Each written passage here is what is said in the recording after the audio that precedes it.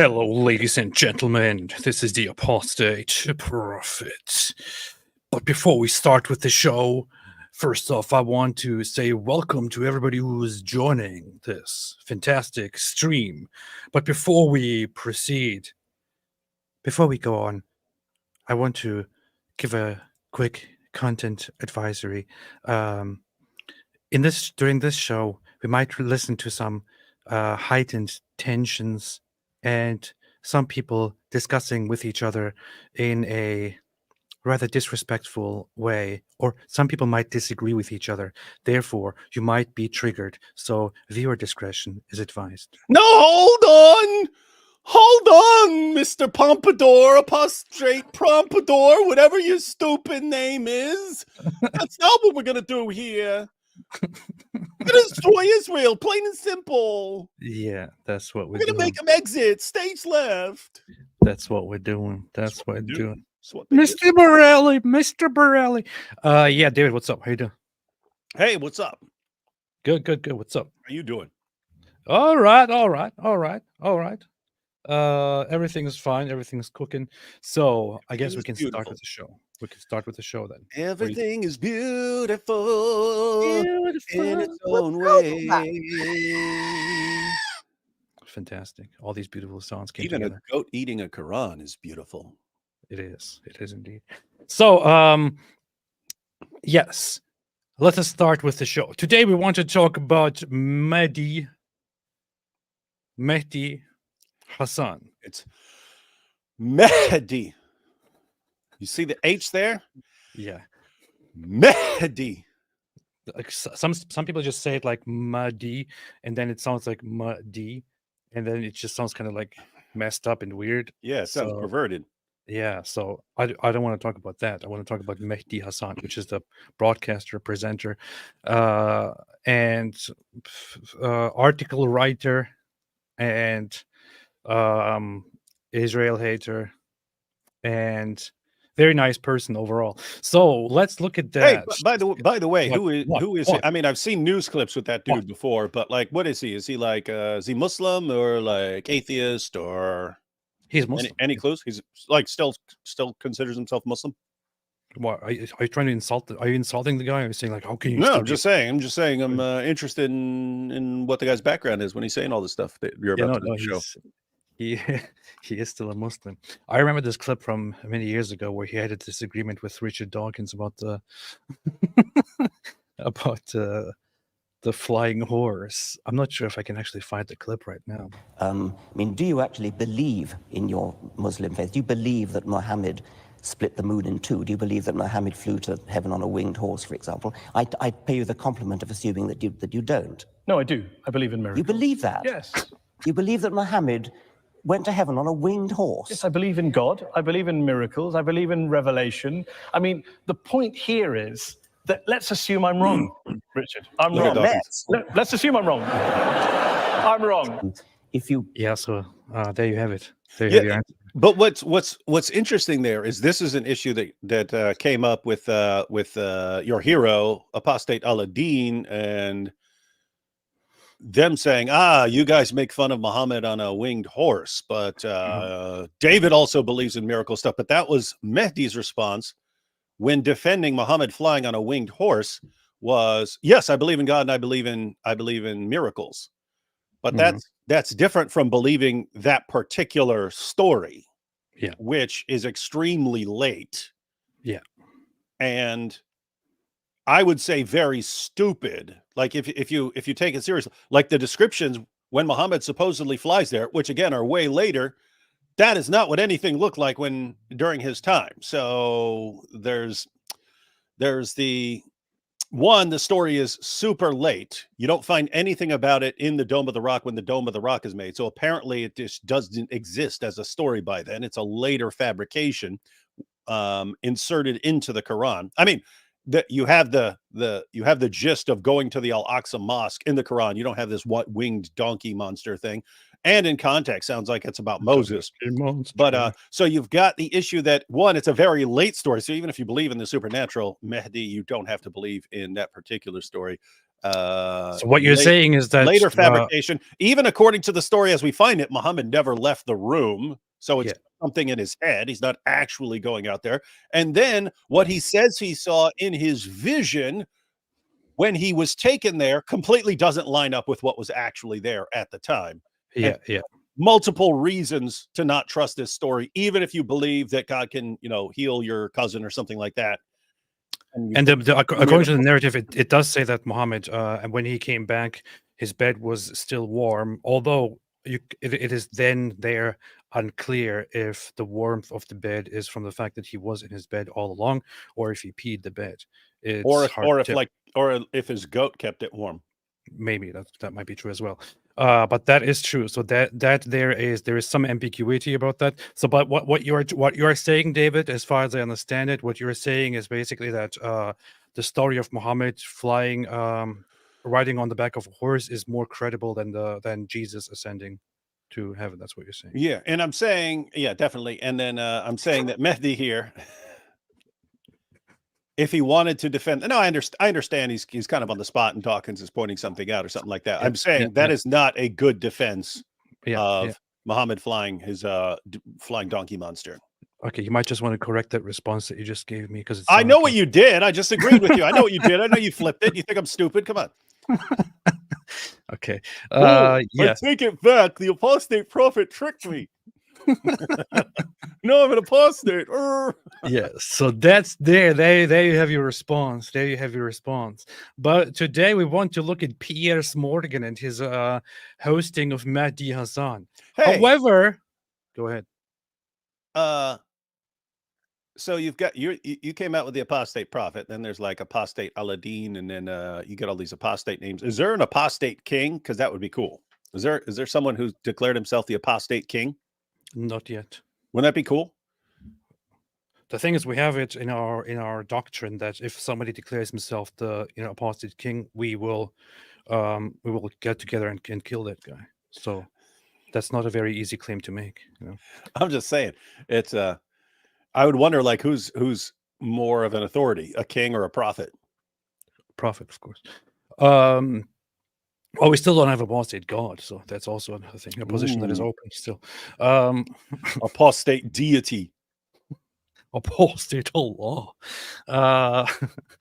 So I wonder if there's an apostate Aisha or something. I thought there was somebody who called herself apostate Aisha, and it was around for like a week or two and then quit. But anyway, that's a good name though. It is. So let us get to this beautiful discussion. But before we get into the discussion, now Mehdi Hasan has been quite sneaky over the last years. As sneaky as Sneeko? As sneaky as Sneeko, and as slippery. He's been more slippery than the lubricants that he sells in his daughter's sex shop. However, as slippery as Muhammad's garments after Dihya al-Kalbi pays him a visit. Yes. However, he wasn't always like this. There was a time in his past where he was more honest about problems among Muslims. I want to have a very brief look before we continue to specifically those times. There is an article that recently came to my attention, which is written by Mehdi Hasan in 2013. He's here introduced as Al Jazeera English presenter, 2013. And the title of this article is "The Sorry Truth is that the virus of anti-Semitism has infected the British Muslim community." The subtitle is, "It pains me to have to admit this, but anti-Semitism isn't just tolerated in some sections of the British Muslim community. It is routine and commonplace. Any Muslim reading this article, if they are honest with themselves, will know instantly what I'm referring to. It's our dirty little secret. You could call it the banality of Muslim anti-Semitism." It's already very, very problematic, right? The guy is already 2013 already saying any Muslim reading this article, if they are honest, he's saying any Muslim, if they are honest, will immediately know what I'm referring to, the anti-Semitism among us, among our Muslims. It is the banality of Muslim anti-Semitism. So he says it is among Muslims, and it has also reached the British Muslim community as well. But it gets worse. Most of the article talks about something that happened there at that time. I'm going to pretty much skip that and get to this relevant part. The article is not very long. It's relatively short. I'll get to a specific part and we'll only read that part. It pains me to have to admit this, but anti-Semitism isn't just tolerated in some sections of the British community, a British Muslim community. It is routine and commonplace. Any Muslim reading this article, if they are honest with themselves, will know instantly what I'm referring to. It's our dirty little secret. You could call it the banality of Muslim anti-Semitism. I can't keep count of the number of Muslims I have come across, from close friends and relatives to perfect strangers, for whom weird and wacky anti-Semitic conspiracy theories are he said perfect strangers.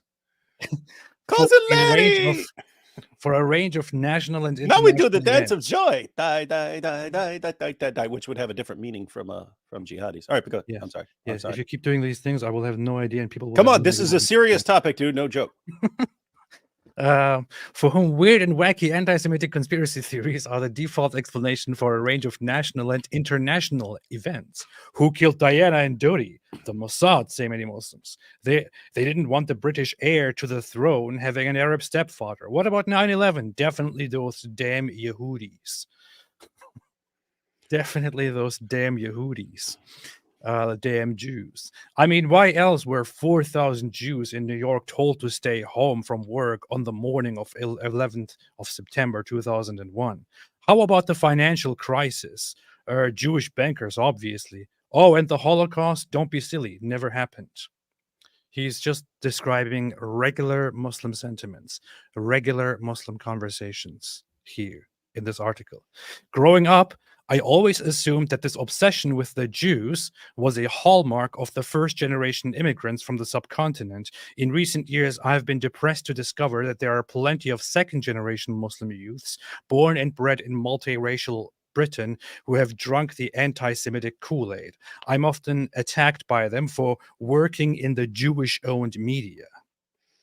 By the way, I mean, he's thinking, notice what his thinking was back then, that the second generation is going to integrate.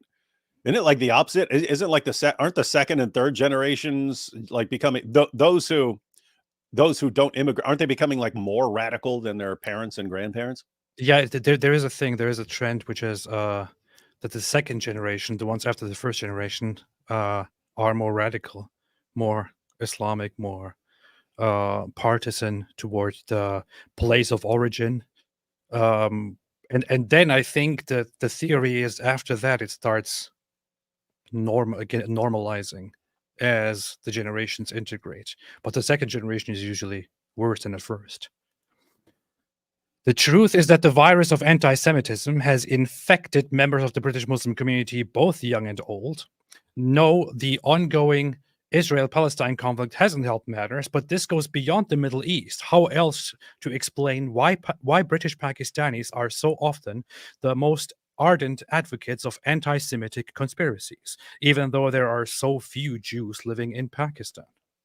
It is sheer hypocrisy for Muslims to complain of Islamophobia in every nook and cranny of British public life, to denounce the newspapers for running Muslim-baiting headlines, and yet ignore the rampant anti-Semitism in our own backyard. Say that again, Mehdi Hasan. That is a rare ability in his community, the ability to spot blatant hypocrisy. Yeah. We cannot credibly fight Islamophobia while making excuses for Judeophobia. This is the first time that I actually read somebody use this term. Yeah, it didn't catch on. Yeah. To be honest, I've always been reluctant to write a column such as this. To accuse my fellow Muslims of being soft on the scourge of anti-Semitism isn't easy. I feel as if I'm dubbing in the community, telling tales to the non-Muslim teacher. Nor do I particularly want to assist the English Defense League in its relentless campaign to demonize all Muslims everywhere as extremists and bigots.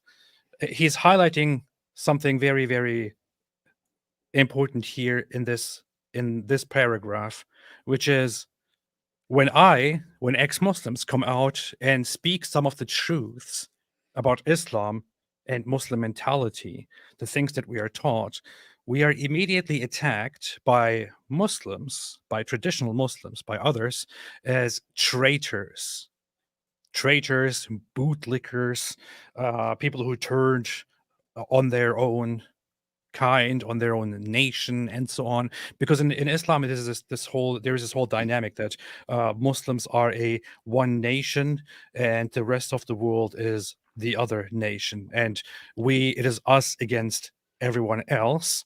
And you are not supposed to just go out there and tell people what's actually happening in the Muslim community. If you do this, then this is really, really bad.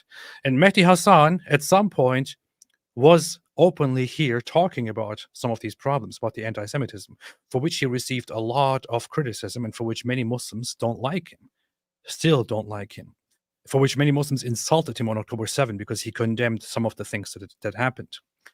But imagine, I just want Mehdi Hasan to come out and repeat this here, that it is sheer hypocrisy to complain about Islamophobia while ignoring anti-Semitism among Muslims. We aren't, and we are not all anti-Semites, but as a community, we do have a Jewish problem. As a community, we do have a Jewish problem. There is no point pretending otherwise. There's only one way to solve the Jewish problem. That Bradford's Council for Mosque has been campaigning to save the city's last remaining synagogue from closure doesn't change the fact that thousands of British Muslims will have been nodding in agreement as they read Lord Ahmed's comments about Jewish power and influence, or will have assumed that the Times scoop is evidence in its own right of a Zionist plot, and so on. I'm also aware that this column will also be held up by some of my fellow Muslims as proof that Mehdi Hasan has sold out to the Jews. Anyway, I think that's where the relevant part stops. Oh, here. I agree with her, but what she omitted to mention and what we Muslims must now admit is that anti-Semitism passed the dinner table test in polite British Muslim society long ago. Anti-Semitism is normal among Muslims. It is common. It is everywhere.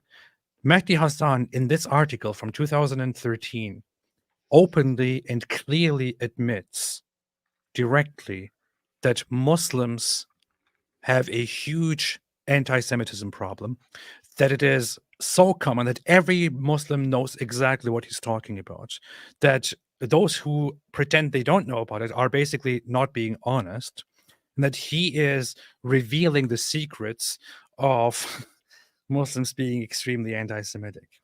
I wonder why he doesn't do this today. And this is very relevant because in his discussion that he just recently had with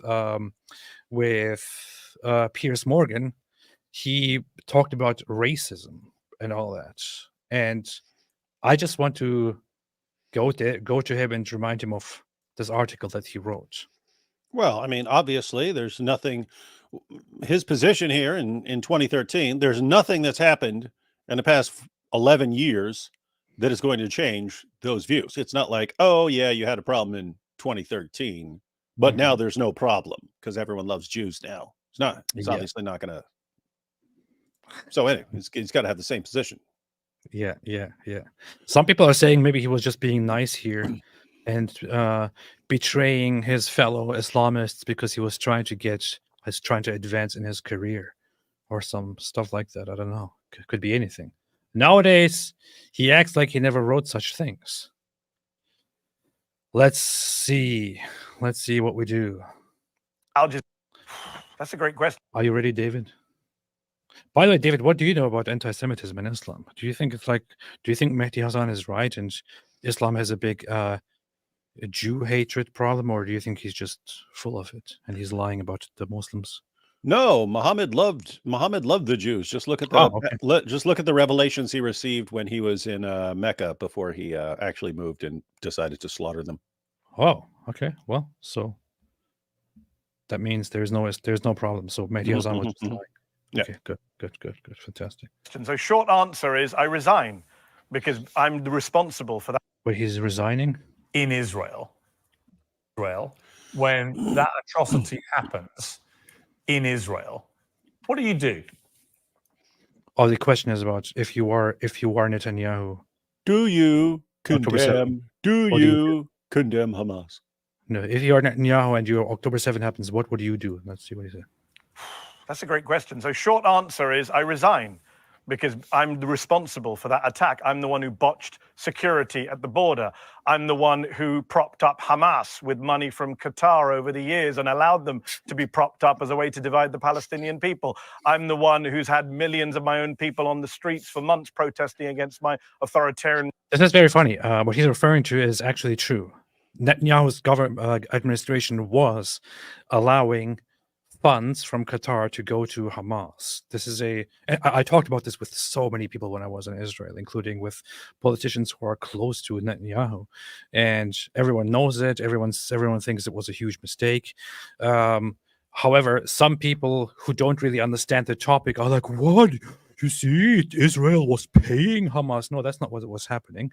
What was happening is that Netanyahu and some people who supported him and his way of thinking adopted a policy of appeasing Hamas and allowing them to receive funds that are sent to them from Qatar, for example. Because appeasement worked really well with people like Yasser Arafat and stuff. You keep these guys, you keep the money rolling in and stuff like that, then it works to your advantage in the. Yeah, the hope was that as long as we let them have those funds that are sent to them by their allies and by their leaders, we might be able to reduce the brutal terrorist attacks and might be able to keep the peace and build. But obviously, it didn't work. Yeah, so the idea in all of that is if the leaders, if everything sucks for everyone, they've got nothing to lose by just launching, constantly launching terrorist attacks. Whereas if they have money and are able to build up, then they've got something that, they've got something they don't want to lose. And so they're not going to be inclined to go messing around with someone who might bomb it. And didn't work. It's another valid point of, hey, there are people who are responsible for totally botching security on that day. And there, I think you could, when he's asked, hey, what should Netanyahu do? I think you could make the argument, hey, you've screwed up so royally. We don't trust whoever's in charge. And at the end of the day, if whatever, if he had if it was his incompetence, because keep in mind there are tons of people involved, and so you can point to a lot of people's incompetence. But if he's primarily the one who was most incompetent in that, then I think you can make a case. But with that said, he's also probably one of the most competent in hunting down and destroying Hamas. So it might be a situation where, okay, Netanyahu, you really screwed up. So go ahead and destroy Hamas, and then start looking for another job. Yeah, it's you probably heard it too. Like I was having this discussion with lots of people there about Netanyahu and his role and what people think about him right now, and pretty much the general response from people is yes, Netanyahu.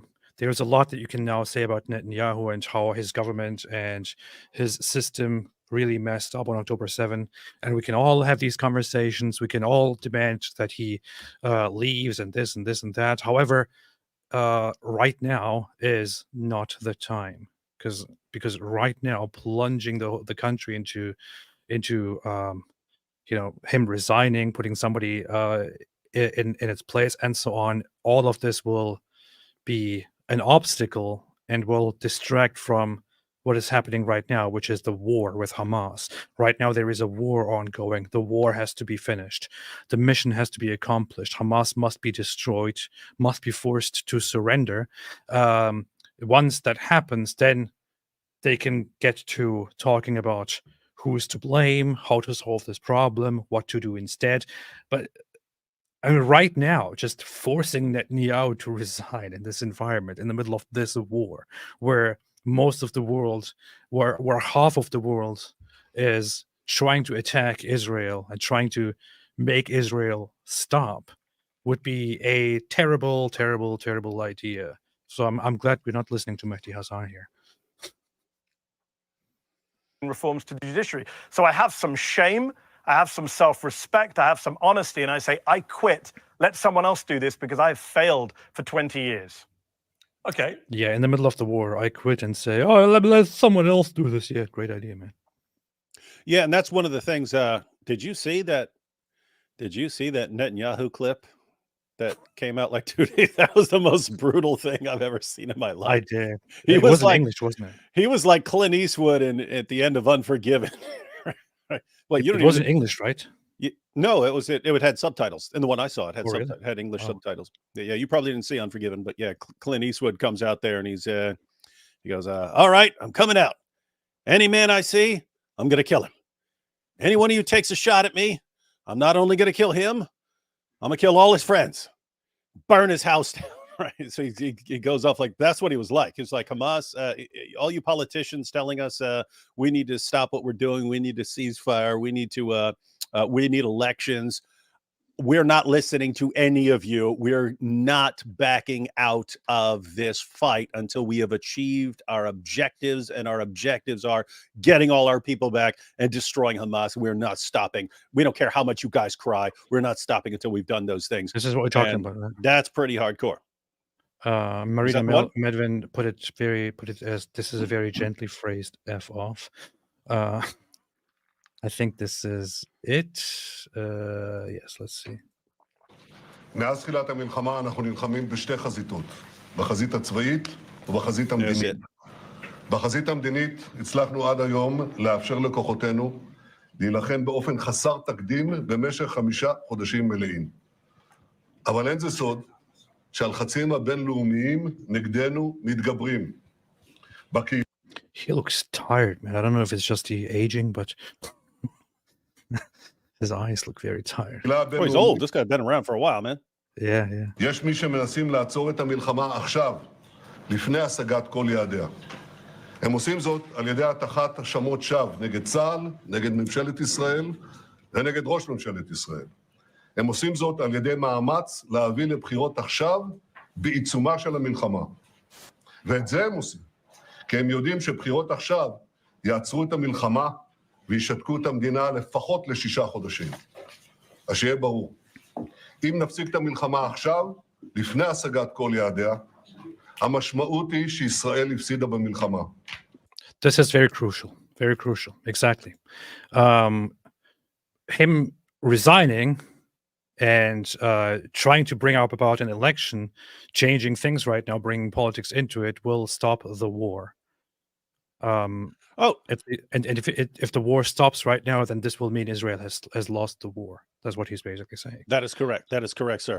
I do want to point out this man is 74 years old, and he is looking really good and energetic for being 74 years old. I hope that I am this energetic at 74 years old. This is all, of course, response to AP's anti-Semitic claim that he looks old and tired. No, you said all Jews look old and tired, and now I'm just responding saying no, he doesn't. All Jews look old and tired. Oh, by the way, Black Angel messaged us and said, I love this guy's voice. I do. I loved it. He has the best voice. He's like, when he speaks, he dominates the room, and like I don't have to agree with his politics overall at all, but it's just he has something. And it's crazy, just the power of his voice. It doesn't matter. It doesn't matter which U.S. president is there or whatever. He's like, listen, Mr. President, let me go ahead and tell you how the world actually works here. And the guy just sits there like a school child listening. Oh, okay. Is that how it works? Yeah, okay. Anyway, hey, Black Angel messaged us and said something that's relevant for, because I didn't see the beginning there, but she said that what Mehdi was actually asked was, if you're the prime minister, what would you do? But then he twisted it into, if I were Netanyahu, what would I do? In other words, so she's saying Pierce was actually asking, hey, if you were in charge, what would you do? And then he twisted it into something about Netanyahu. So he's saying, hey, because that's something that you and I have brought up dozens and dozens of times. Hey, dozens and dozens of times we pointed out that if you're saying Israel's doing something wrong, what are you saying they should do? Tell us exactly what they should be doing differently. Okay, what that if is not Angel insane? Is telling us the truth? That's true. That's true. You can't trust her. She's a woman. America, I could see what happened with you, and we'll come to that. What's up with his eyes? Later. But first of all, how are you enjoying? Wait, this is not the part. Get out of here, man. How are you enjoying Ramadan feast I day. want you to imagine, and it's a bit of a leap, I admit, but I want you to imagine that you are the Prime Minister of Israel when that atrocity happens in Israel. What do you do? Right. That's a great question. So that is clearly asking him what should be done. What should be done? Not imagine you're Benjamin Netanyahu. Right. Yeah. So but anyway, you could still twist that into assuming that it happens. That means that I did let it happen. I messed up, but he does indeed answer the question as if he was Netanyahu, specifically talking about Netanyahu, and that is kind of the question is twisted here. Yeah, because guess what? I mean, I'm interested in what Mehdi and anyone else, even the Dawa guys, I'm interested in what they actually would answer that. Given the goal of stopping Hamas from launching future terrorist attacks and getting hostages back, what should Israel be doing differently? What? And invariably, all their stupid suggestions would mean that you don't get your hostages back and don't defeat Hamas. And so it's okay. Guess what? What you're saying would not work for what we're trying to do here. Yeah. Black Angel points out he clearly avoided the question on purpose, and I trust Black Angel's judgment. So I would have to agree here. That makes one of us. Yeah. מה עכשיו? לפני השגת כל יעדיה, המשמעות היא שישראל הפסידה במלחמה. ואת זה לא נאפשר. לכן אסור לנו להיכנע ללחצים הללו, ולא ניכנע להם. להפך, האמת הפשוטה הזאת רק מחזקת את הנחישות שלנו, להדוף את הלחצים, ולהמשיך להילחם עד הסוף. Fighting to the end. Total victory. This is the thing. No international pressure. Lots of people on social media are acting like, oh, Israel is under pressure, and of course we will force him to quit and this and that. The way it looks like right now, with the Israeli government and the Israeli public in general, the way it looks like right now is Israel doesn't care about all of the noise that is going on right now. They are very, very much focused on something right now, on what they have in mind, what they have on their minds right now is, yes, okay, we appreciate help, we appreciate support, we appreciate solidarity, but you know what? This is our darkest moment. This was our darkest moment, and we're not going to trust, people's pressure right now. We have a task in front of us in response to something horrible that was done, and we will go and we will finish it. You can cry and you can scream and you can protest and you can march as much as you want. We don't care. That's Israel's attitude right now, and it should be. That's how it should be. I agree. That is exactly how it should be. And as we pointed out a number of times, you can definitely point to things and say, hey, that was messed up. Hey, you should have been more careful there. As far as their overall staying laser focused on those two things, we're getting our hostages back and we're destroying Hamas. Absolutely correct. And anyone who says they should be doing something otherwise, I would say is actually encouraging terrorism and future violence, and keeping the cycle of violence going forever. And so I wouldn't trust you. But yeah, their attitude seems to be, complain all you want. And if you hate us, then you hate us, but you're not stopping us. Yep. And that is the Dawa / college protester, like, complete nightmare situation. Everyone's used to whining and getting their way. They're used to whining and getting this guy canceled. They're whining and get this shut down, or they're whining and get this, this video taken. So hey, sitting around whining and throwing tantrums works. And it does in most Western nations right now.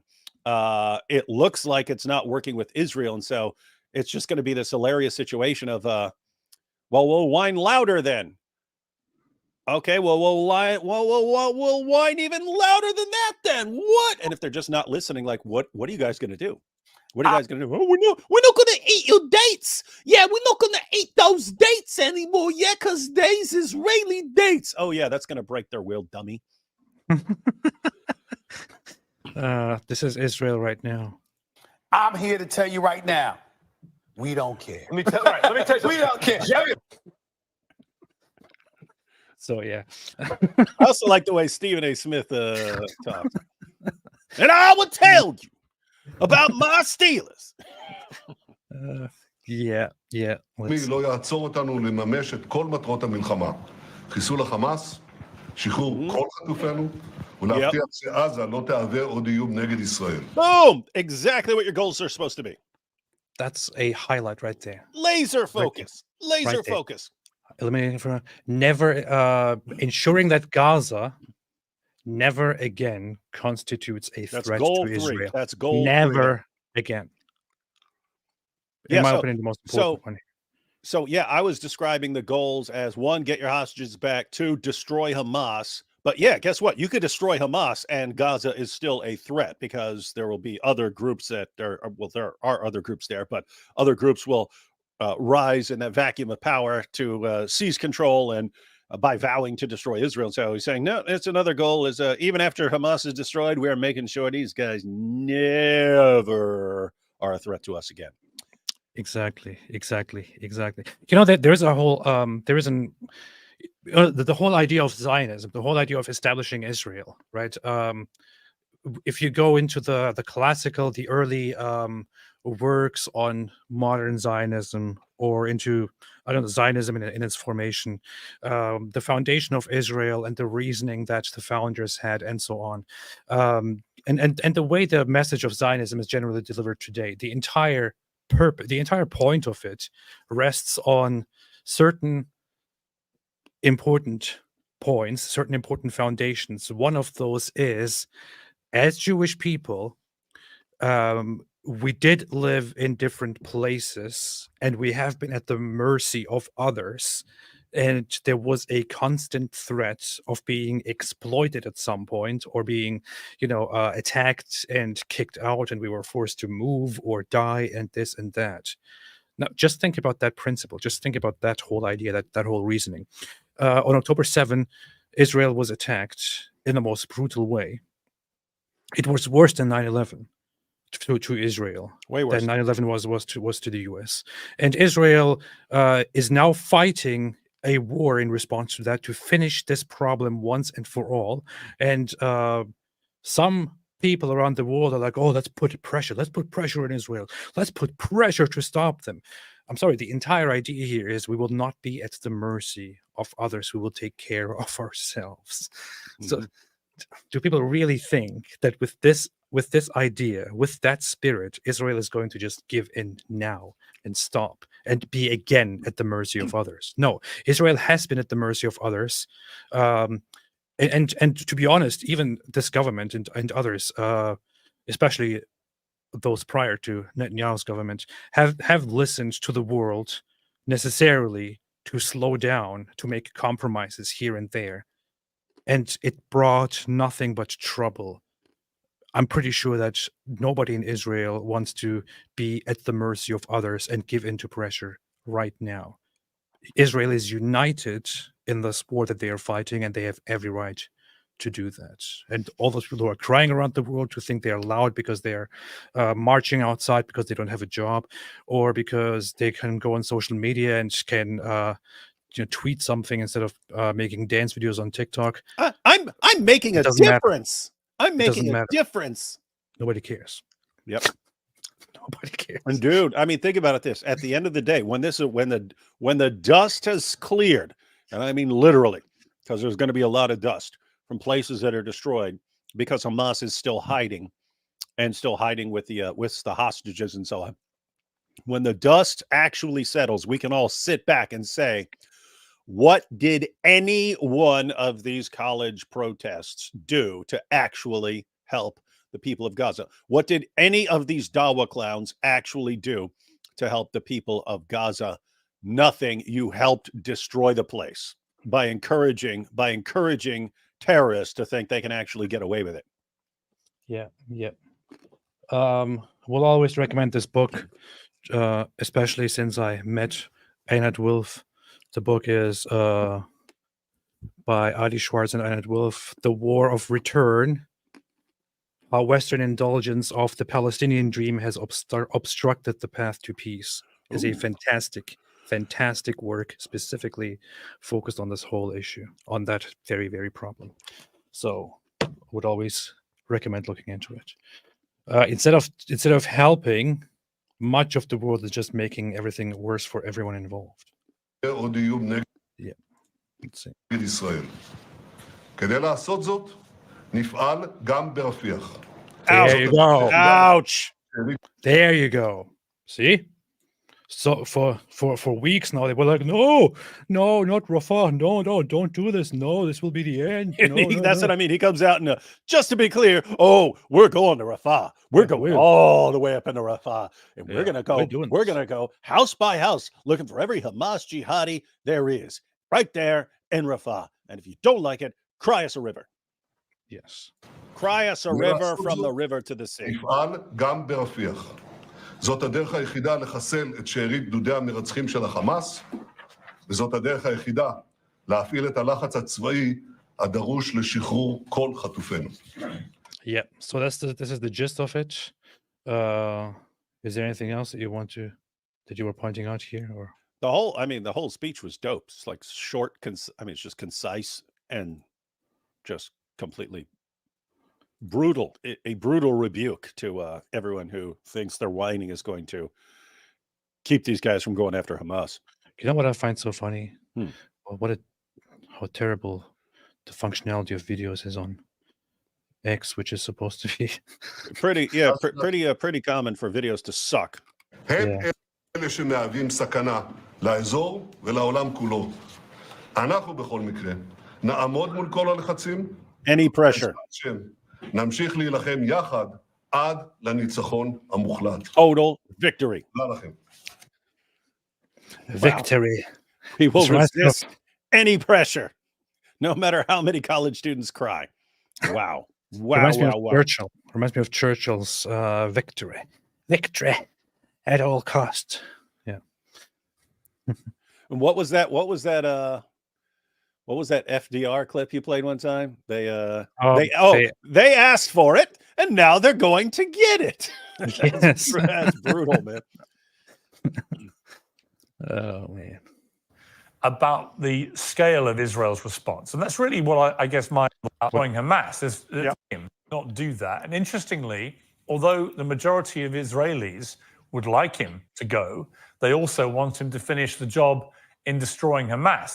There's not much ambiguity in terms of how is. This is such a weird thing to bring up, by the way. Majority of Israel has a democratic system, like European countries, like most of them. Approval for the current prime minister will always be below 50%. It is like because there are many parties that then unite and form blocks to make up a government and an opposition and another opposition and so on. It is never expected that. In fact, it is expected that in a functioning system, in such a system, one party or one side shouldn't have more than 50% approval. It's supposed to be like that. So saying that the majority would probably want him to go is a very weird thing to say right now. Israelis feel about the mission plan. But there's obviously a lot of concern mounting around the world about the scale of Israel's response. And that's really what I guess my question was alluding to. Yes. I'll be honest, I've said this a lot on my Uncensored show, that I felt a real moral quandary. You know, I can go back over tweets I've done back in 2014 where I said that Israel's response to provocation by Palestinians at the time was bordering on terrorism. What are you yapping about, mate? Amit Yanuka said Gaza equals North Korea. No, Gaza. The problem with this comparison is, yes, North Korea is a terrible place, and North Korea is ruled by a very, very sick guy and a very sick ideology. But the issue is North Korea is actually poor, and people actually have terrible living standards because North Korea doesn't have supplies, doesn't cultivate anything, doesn't get anything. Whereas Gaza was getting handouts every day, every moment, the entire time, and even according to Gazans themselves, who make videos about it right now, it was a it was a great place to live. It was the best open air prison in the world. And imagine if the world were different, and because keep in mind, like most people don't have a super favorable view of North Korea, where you got all these total dopes supporting Hamas. But imagine that North Korea was being encouraged by college students around the world to go and slaughter everyone in South Korea and take it over, and they were just encouraging them to do that. It'd be a pretty messed up situation. Yeah, but that's what you have with Gaza. Yes. with Gaza. Haxitas Kuritas says, LOL, the pork sausages of those who disbelieve among the people of the scripture will abide in the fire of grill. They are the worst of creatures. I didn't think it was funny until I saw the worst of creatures, the worst of creatures. The worst of creatures. That's the worst. They're the worst of creatures. That's good. I haven't seen you make a super chat in a long time, Haxitas Kuritas. Did you just want to come back and make a super chat because of this joke? If so, that's very, very, very good. I applaud you and salute you. That was a nice one. Beatrice, the specificity. Oh, no. If the specificity continues as it is. It's too pleasant. Don't do this right now. I'm trying to focus. Don't say specificity. It's such a beautiful word. Gorno is bulldozer said, not gonna lie, I first said it as a joke, but now I'm genuinely curious. If I were to meet an attractive female alien, would I have to wait till marriage? Yeah. Yes. Yes, that's David's response too. Stefan the Pellet said, Mehdi bleeds the goat up. Mehdi. Apostate Boo says, David, what if Mehdi Hasan joins the stream and sees you ask if he still considers himself a Muslim? That may insult him and make him want to leave. That is a concern. My biggest concern in life is the feelings of Mehdi Hasan. And Yes. so Viewer discretion advised. Mehdi Hasan, if you're here, viewer discretion is advised. And I know you're watching this. Mehdi Hasan. I know it. Because you have recently adopted my vernacular. You have been saying hello, and only I say hello too. This was basically the reasoning of Mohammed Hijab arguing that certain people are watching his live streams. Like Joe Rogan is watching his live streams because he recently said a word that Mohammed Hijab also says. These people are random Muslim apologists. These are the average Muslim apologists. They're insane. ES 1002 said, I wish I had a girl like Sulaim, Muslim 2332. And David is looking that up right now. Yeah, that's the one where Sulaim took Muhammad's sweat and used it as put it in a perfume and bottles. That's so beautiful. That's so beautiful. Abu Bakr says, is Muhammad arguing with Allah about praying 5 times a day just a ripoff of Abraham bargaining with God over the fate of Sodom? Any other plagiarism? That's one theory I've heard. It's pretty clear because it's the exact same thing as far as what about 50? No, too many. What about 45? And yeah, negotiates the way down. So you see this a lot. And not just with like Old Testament stuff, but New Testament stuff. We're talking like even stuff from like the Apostle Paul and stuff. You'll see very clear parallels that indicate that Muhammad was drawing on this stuff. Yeah. Did you see these reactions from? What's that? Oh yeah, I saw that. From people in Gaza getting aid and then complaining. What's crazy is they're complaining about MREs. I grew up on those things. My dad would steal cases of them off the base and leave cases of those for me for when no one's around, and I could just eat those. What? I paid for that.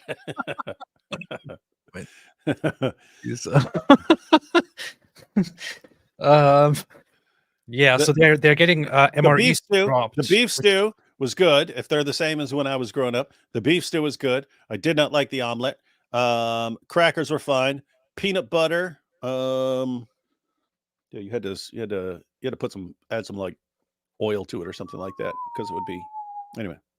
Wow, you see the reactions from people. Yeah, let them see it because People are being given humanitarian relief.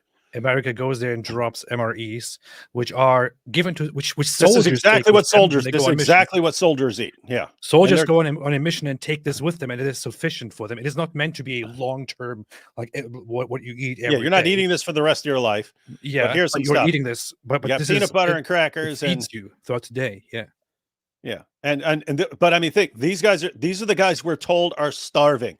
Give an MRE to an actual starving person and watch. He'll be very appreciative. This guy is the northern part of Israel. That's where most of the air traffic, and then all the airstrikes that they also hit us with. So I wondered what's in it. It comes for free, but at the end we still have to buy it. Let's see what's in it. So starts with the top crackers, and then been there. Applesauce, and then oh wow, gum. Wallah بالهم فايق راجل. What's this? This is like some, I don't know. We don't see these here. And energy bar. This is the most thing I'm excited to have. Look, at least one thing he appreciates. Yeah. Energy bar. Look what it says. Was most excited to try this. Turned out to be being so bad. 1 out of 10. That's what he wrote afterwards. He gave it a rating. Yeah. Again, this is not the reaction of starving people, folks. That's the only point to go here. An actual starving person would be happy with the crackers. Would be ecstatic with applesauce. One of the worst meals I've ever had. I literally ate a piece of everything because, imagine I'm fasting all day, hungry, haven't eaten anything, and then I came to eat this. Nothing tastes good. Only the peanut butter. Nothing.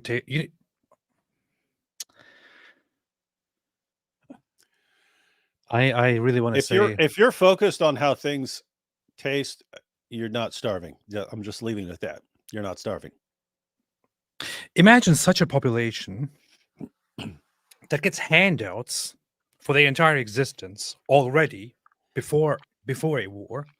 That doesn't work. More than half the population is unemployed. Not by force, by the way. Not because they have to be unemployed. More than half the population is unemployed. Most of the focus is on ideology and hate on we will fight and we will take this land that we never even had to begin with. But at least we were told that we had it like 100 years ago. That's the focus. Trucks come in every day and give you free stuff. They give you handouts. In response, you still curse those people who give you the handouts. Then you go and fight because they're not good enough. We deserve better. We deserve better handouts. You have a terrorist organization that you applaud that goes and attacks the very people who actually take care of you and rapes them and brutalizes them. You applaud this. You're like, yes, we love it. We love it. Despite all of this, you are not being indiscriminately bombed and targeted. You are also being given more aid by uninvolved parties that drop food on you, which their own soldiers eat, by the way, when they go on missions. And you sit there after all of this and you're like, what is this? Doesn't even taste good. Sorry, just go fuck yourself. Don't eat anything. Yeah. As if someone's ever been actually like, I don't mean starving. So like, even if I fasted, the most I ever fasted was 12 days. I was on nothing but water. But after 10 days, you're not starving. You're still not starving. Your body, you're not actually in a position of starving. You're just really hungry. But after 10 days or 5 days of not eating, anything you taste is the best thing you've tasted. You take a bite of grits or a bite of eggs. I mean, like dehydrated crap, jail eggs. It's the best thing you've ever tasted in your life. And this guy sitting here, dude, what are you expecting the U.S. to drop at like what, a giant vat of hummus and kebabs or something. There's a reason you send MREs. They're made to be stored and transported. They have to fly these. You can't be. They're not sending you fresh produce across the ocean and then dropping and stuff like this. These are meant to be dropped. And if you can store some, you can store some, and they last a long time. You can eat these years from now.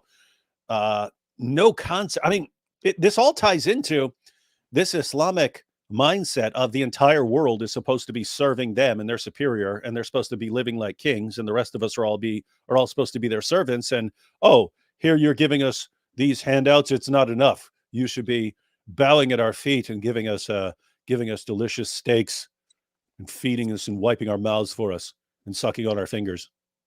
Yeah. That is true.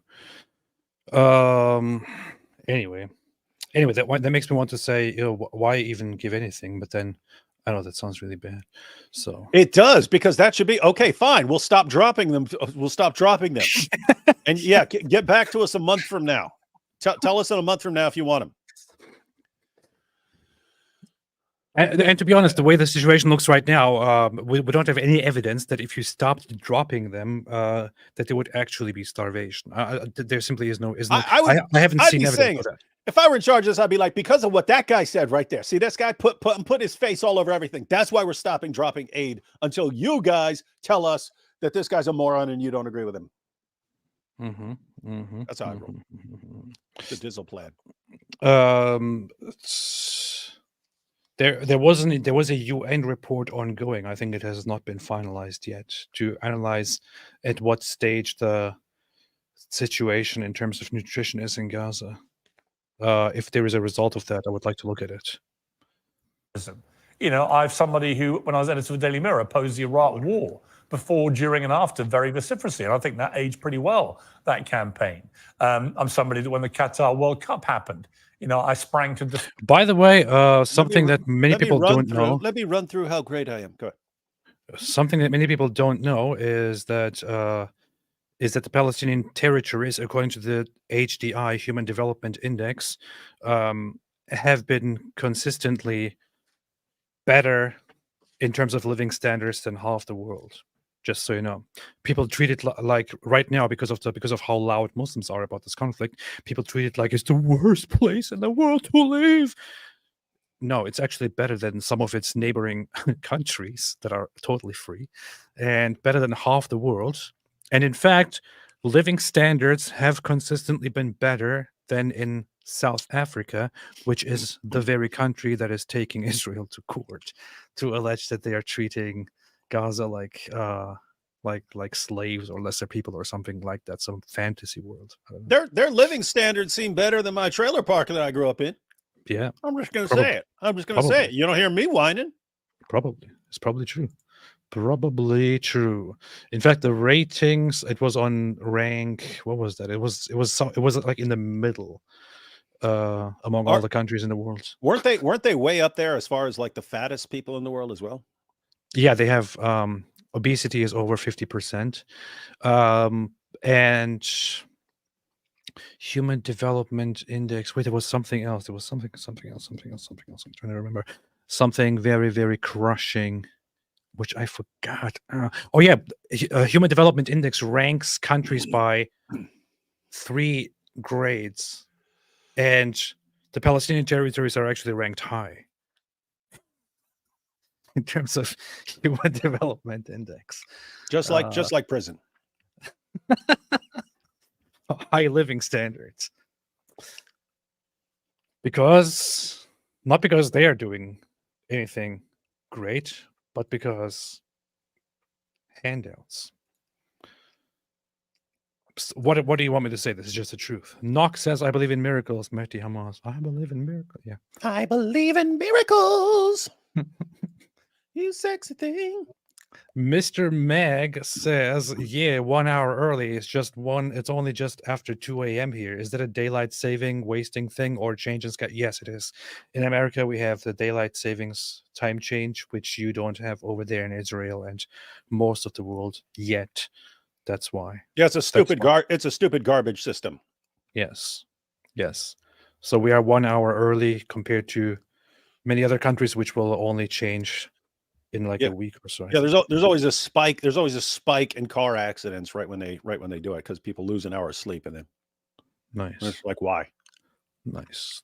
That's a good thing. There was a reason for it back in the day where you had to shift the clock because farmers are, have to work and they need the daylight and stuff like that. And okay, you don't need that anymore. Proud of that. Yep. Defense of Qatar's right to host the World Cup and expose a lot of West. Yeah, we know. You're a great person. Shut up. And let me tell you how great I am. I mean, about the things I condemned. And Israel could have responded in a particularly different manner to the way that to do with the Prime Minister of Israel. It's very, very difficult to know how any Prime Minister of Israel could have responded in a particularly different manner to the way that Netanyahu did. Putting aside all the reasons that you say he should have resigned, and by the way, I broadly agree with them. So in terms of the Israel people, the Prime Minister at the time, the response to what happened that day was going to always have to be enormous, wasn't it? So you're right in terms of the emotional response. It was going to be enormous. And I would take us back to 9/11, Piers. You mentioned Iraq. After 9/11, there was an emotional response in the US that something had to be done, right? There's the famous Yes Minister dialogue. Something has to be done. This is something, let's do it. And we invaded Afghanistan, which didn't solve the problem of terrorism, made it worse, punished innocent people who had nothing to do. Oh yeah, should it have been done? Afghanistan was totally necessary. I mean, it didn't go great, but Afghanistan was the country where the Taliban was in charge, and the Taliban was harboring and collaborating with Al Qaeda, with Osama bin Laden. Yeah, and that's a different. I mean, the United States is powerful enough that if they had wanted to destroy the Taliban the way Israel wants to destroy Hamas, they could have done it. I mean, you'd have to go up into some caves, and it's going to be really, really messy. You could get the job done.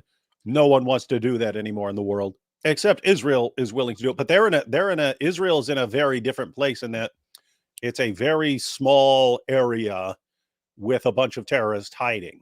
And so it's still messy because you have lots of civilians and so on there, and because you've got hostages there.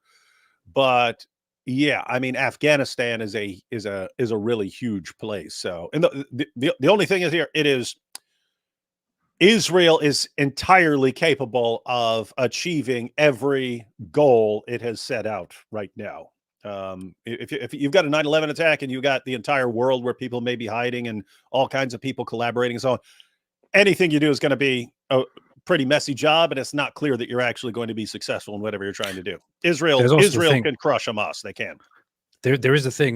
Gaza is naturally, in terms of landscape and all that, probably much easier to operate than Afghanistan, which is full of mountains and hills and caves and holes everywhere where terrorists can hide. Which is why we didn't have any caves, so we built some.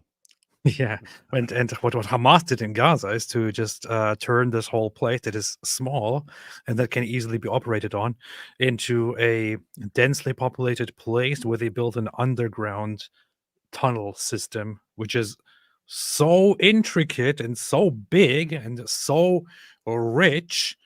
They could have spent all of that money, all of those resources into building something good for the future, for the people, but no, that's not what they care about. That comes from the handouts. What they care about is fighting.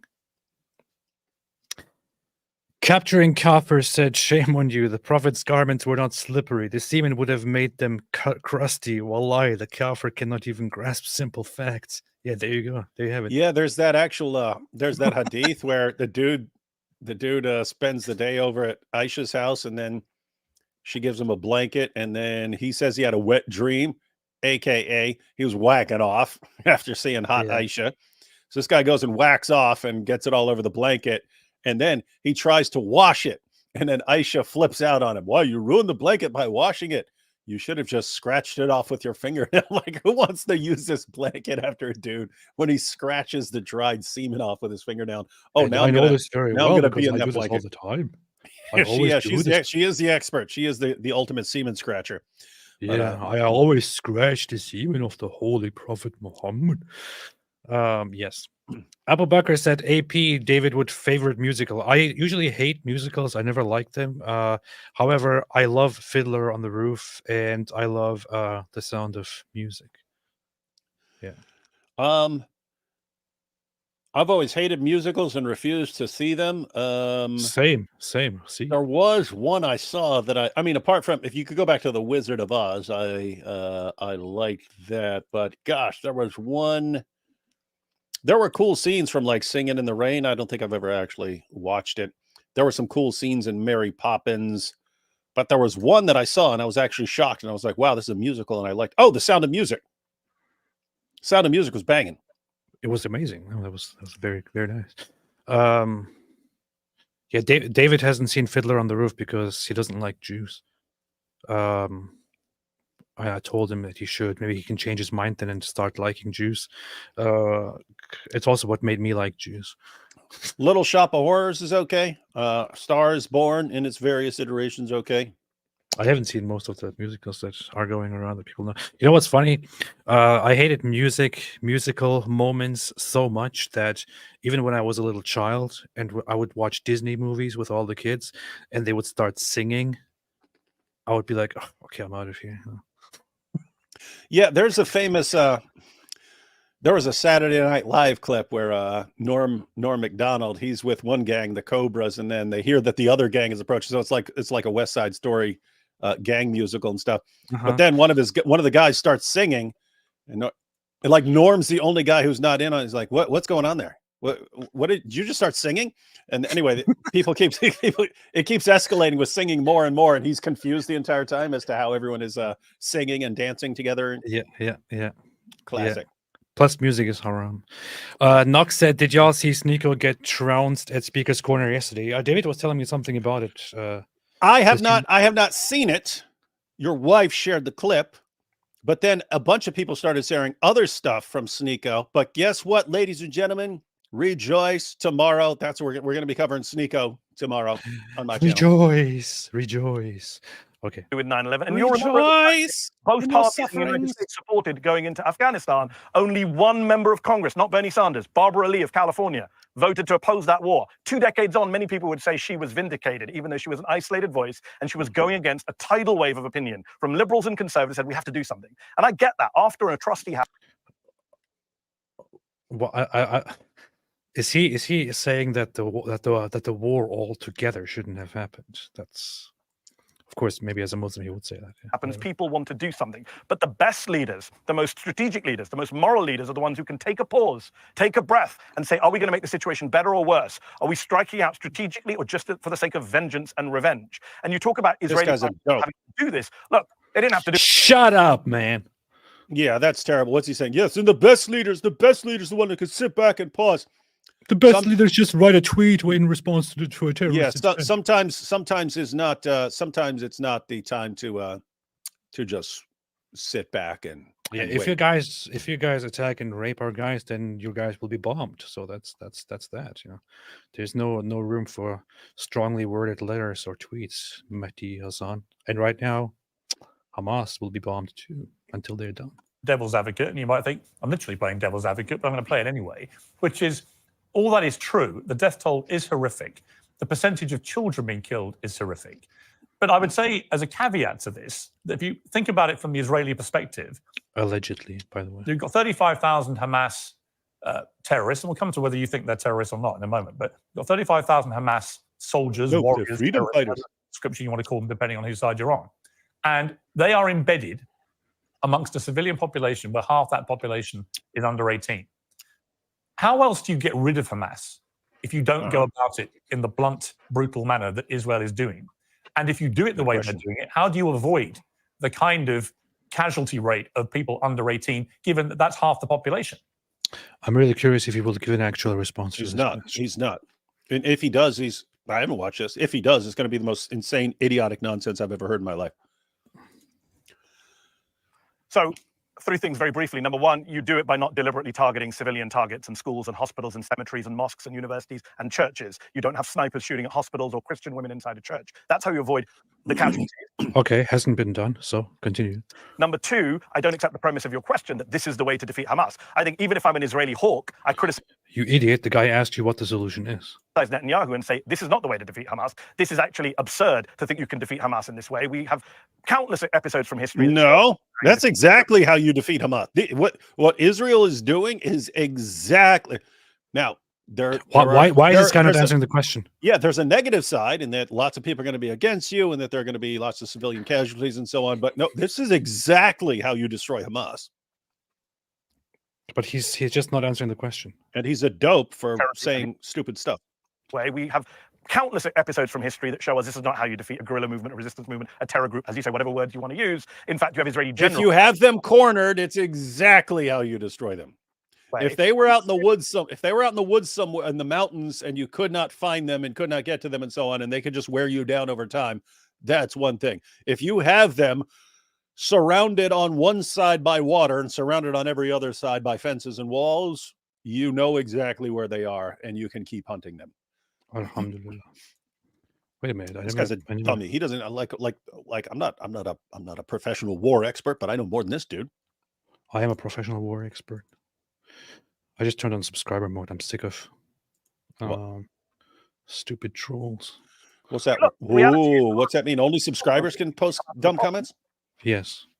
This can't be done in this way. And number three, look, the reality is Hamas is a symptom of the problem. As long as you treat Hamas as a problem rather than as a symptom of the problem, you're never going to get rid of Hamas. Or if you do, by some fantasy means, get rid of Hamas, you'll just get another version of Hamas. Because I agree. Tens of thousands of orphans. You've got people who've lost their kids, their spouses, their siblings. What? Look at this. Look at this.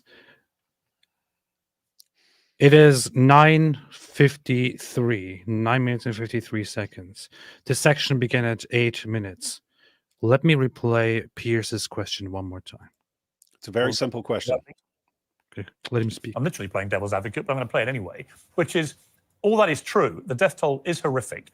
The percentage of children being killed is horrific. But I would say, as a caveat to this, that if you think about it from the Israeli perspective, you've got 35,000 Hamas terrorists, and we'll come to whether you think they're terrorists or not in a moment, but you've got 35,000 Hamas soldiers, warriors, terrorists, whatever description you want to call them, depending on whose side you're on. And they are embedded amongst a civilian population where half that population is under 18. How else do you get rid of Hamas if you don't go about it in the blunt, brutal manner that Israel is doing? And if you do it the way they're doing it, how do you avoid the kind of casualty rate of people under 18, given that that's half the population? Look, did you hear the question was very simple. How do you get rid of Hamas? And if you go about it the way Israel is doing it right now, how do you avoid the casualties that we are speaking of and so on? This is the question, right? Mehdi Hasan's answer now has nothing at all to do with what Pierce just asked. So, three things very briefly. Number one, you do it by not deliberately targeting civilian targets and schools and hospitals and cemeteries and mosques and universities and churches. You don't have snipers shooting at hospitals or Christian women inside a church. That's how you avoid the casualties. Okay, that was not the actual question, but yeah, continue. Number two, I don't accept the premise of your question that this is the way to defeat Hamas. I think even if I'm an Israeli hawk... Well, that was not the question, because Pierce's question was, how do you get rid of them? And if you do it the way Israel is doing it right now, how do you do it minimizing the casualties that we are speaking of? So the premise here is, if you do it that way, then if you don't agree with that part, then you're not supposed to answer that part anyway. You're supposed to propose how to get rid of Hamas. This guy's not answering the question, either because he doesn't understand a very, very simple question, or because he doesn't want to understand it, because he doesn't want to respond to it. I don't know, is this guy an idiot, or is he just dishonest? I think dishonest. Yeah, I don't think he's an idiot. I think he's probably intelligent enough to make out what is being asked here, and I would suspect that he's being dishonest as well.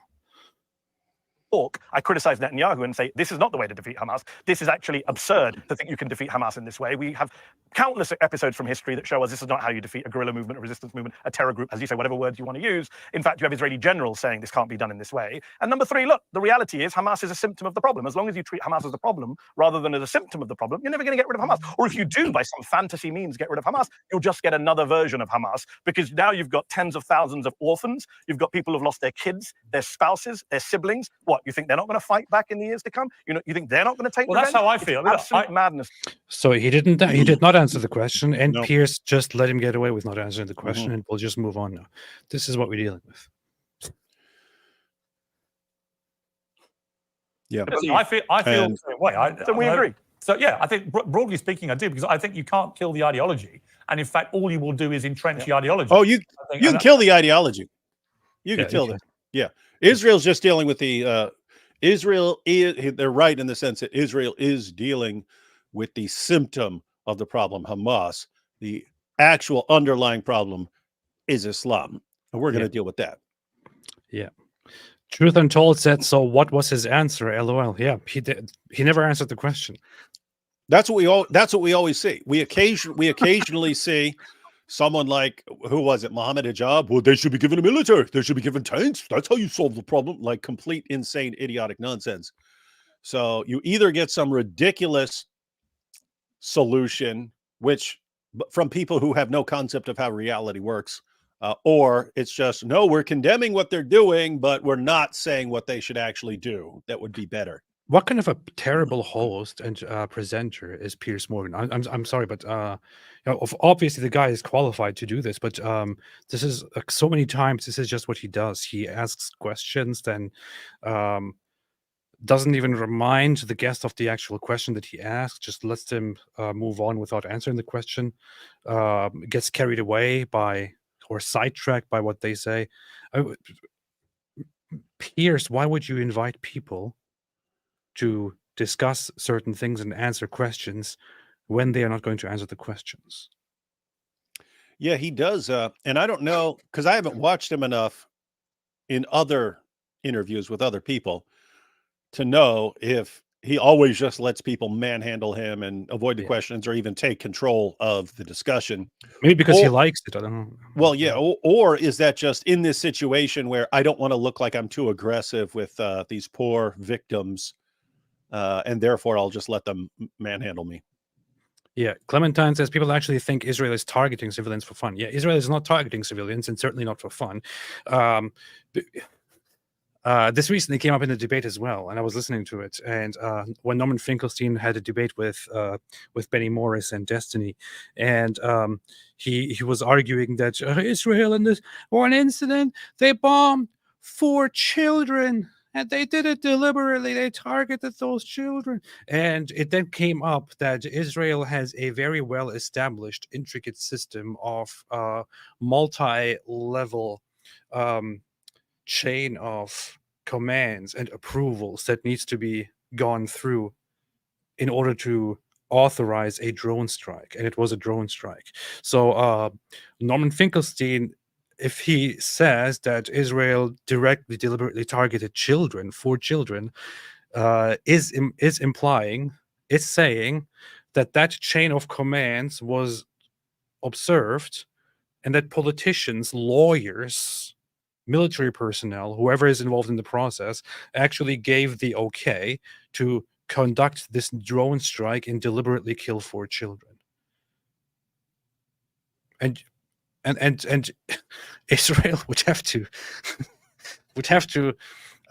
answer for that, which is why there is a legal team involved in strikes, and have to demonstrate their reasoning, and would have to then, I guess, show to the court, oh we our chain of commands, our lawyers, they also said it's totally fine for us to target these 4 children because why not?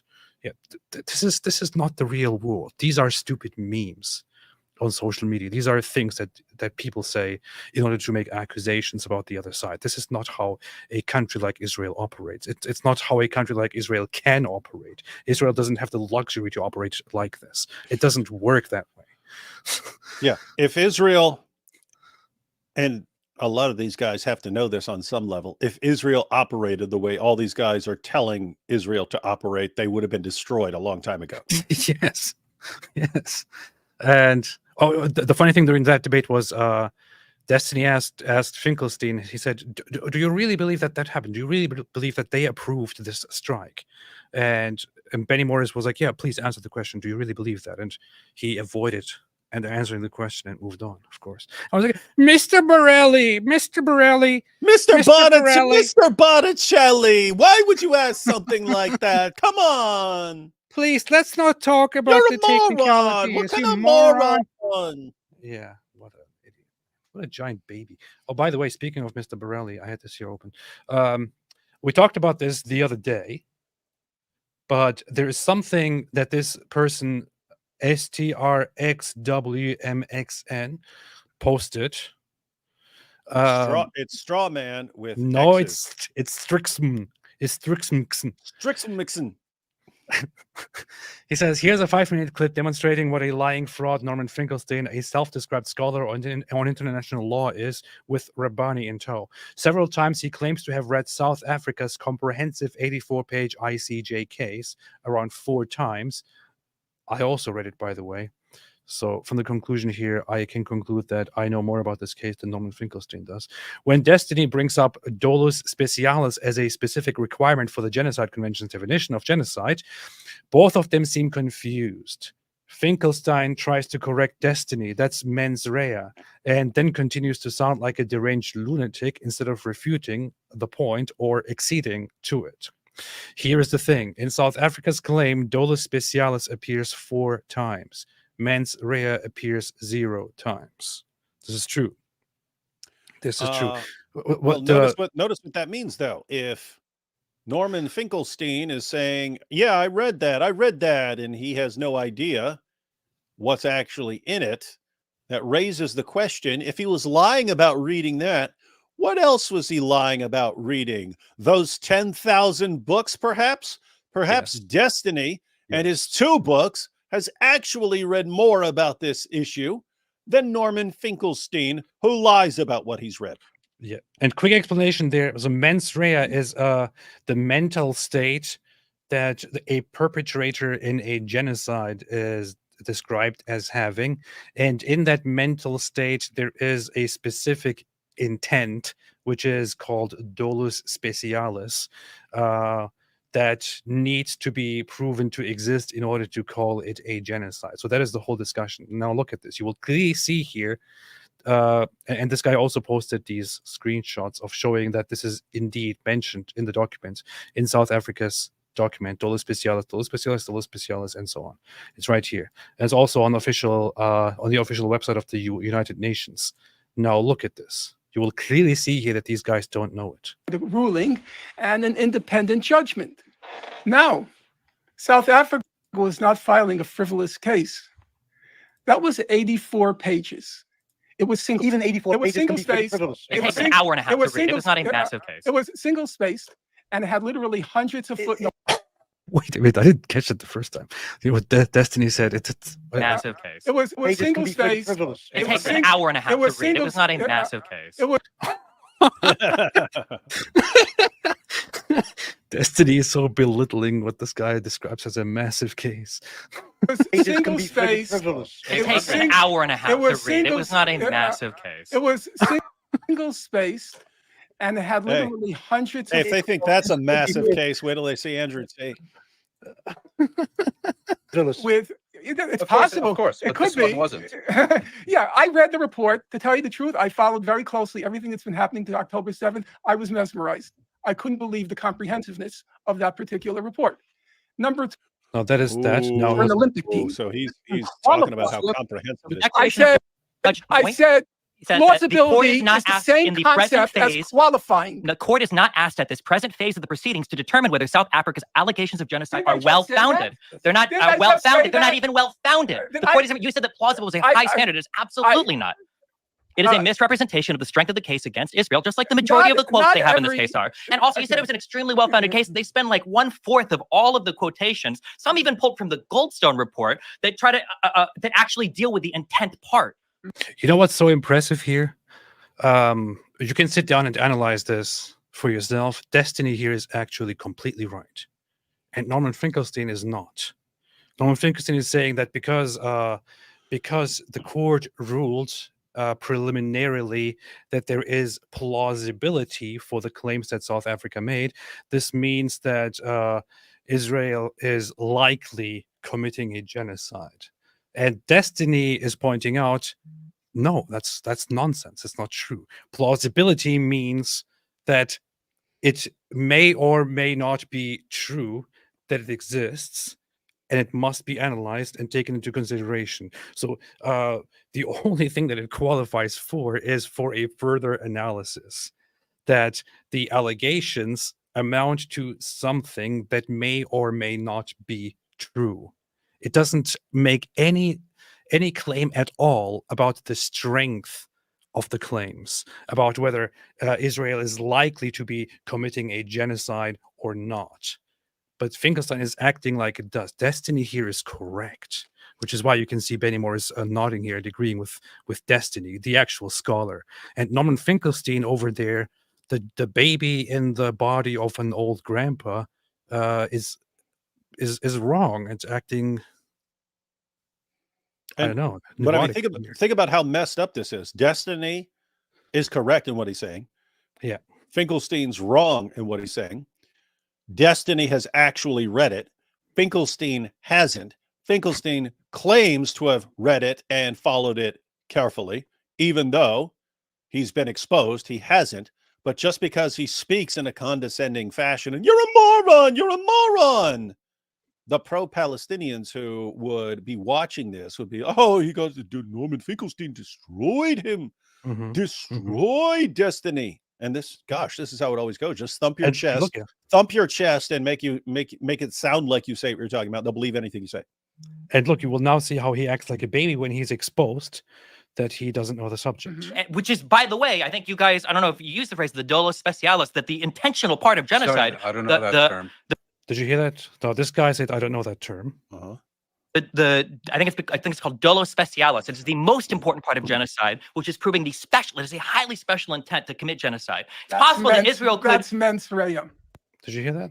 That's mens rea. He's grinning, acting like Destiny doesn't know what he's talking about, with his smug face here and saying, that's mens rea. I just explained it, but mens rea is the general categorization of the mental state of somebody who is committing a crime. Dolus specialis is the special intent that is part of that mental state, which needs to be established in order to come to the conclusion that a party is actually committing that certain crime. So mens rea and dolus specialis are not the same thing. Destiny points out that there is this thing called dolus specialis, which is also mentioned in the documents. This guy, the Rabbani guy, doesn't know what the term is, and Finkelstein apparently also doesn't know it, and grins here with his smug face and says, "That's mens rea, mens rea, not the same thing." This guy clearly doesn't know what he's. So you can see here very well, and I showed it right here. Right, this guy pointed out it is right here in the document, which Norman Finkelstein claims to have read thoroughly. It is mentioned 4 times. Yeah, it defines it. I mean, it defines it right there. The specific intent. Yeah, evidence of Israeli state official specific intent, dolus specialis, to commit and persist in committing genocidal acts, and so on. It is right here in the document, which he just bragged about having studied. No, the mens rea.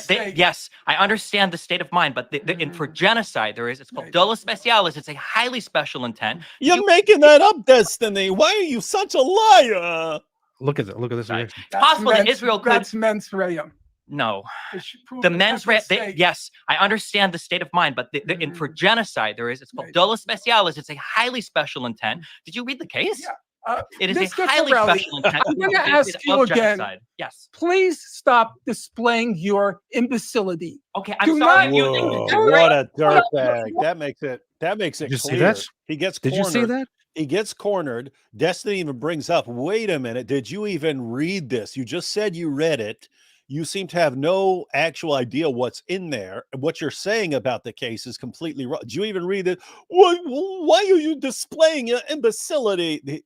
Gosh, is that what this dude does? This guy is a fraud. This is my first impression of Norman Finkelstein, which I keep hearing about. Oh, Norman Finkelstein, he's a real Jew. He's good. He really knows what he's talking about. And what I see here is the guy who runs his mouth, thumps his chest, makes it sound so like he'd be a perfect Dawa guy. Thumps his chest, makes it sound like he knows what he's talking about. When he's exposed, just thumps his chest even more and insults his opponent. Mariam Shamal said, as a lawyer, this makes my brain vomit. This is who Norman Finkelstein is, and this guy is. Wait a minute. He has been discredited. He has been denied tenure from his university, which he tried to sue and didn't get anywhere. He has been no serious academic wants to sit down and talk to him. This was arranged because people keep appealing to him in order to accuse Israel and be anti-Semitic, to be very frank. And this is what the guy does. This is what Norman Finkelstein does. He is a complete fraud.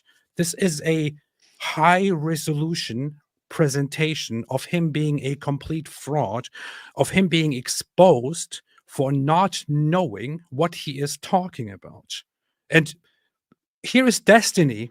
Destiny is a streamer who does not have an education in the field, who does not have a degree, who does not brag about being a scholar or an expert, who just sits there and plays video games and streams and reads about everything thoroughly. This guy knows it.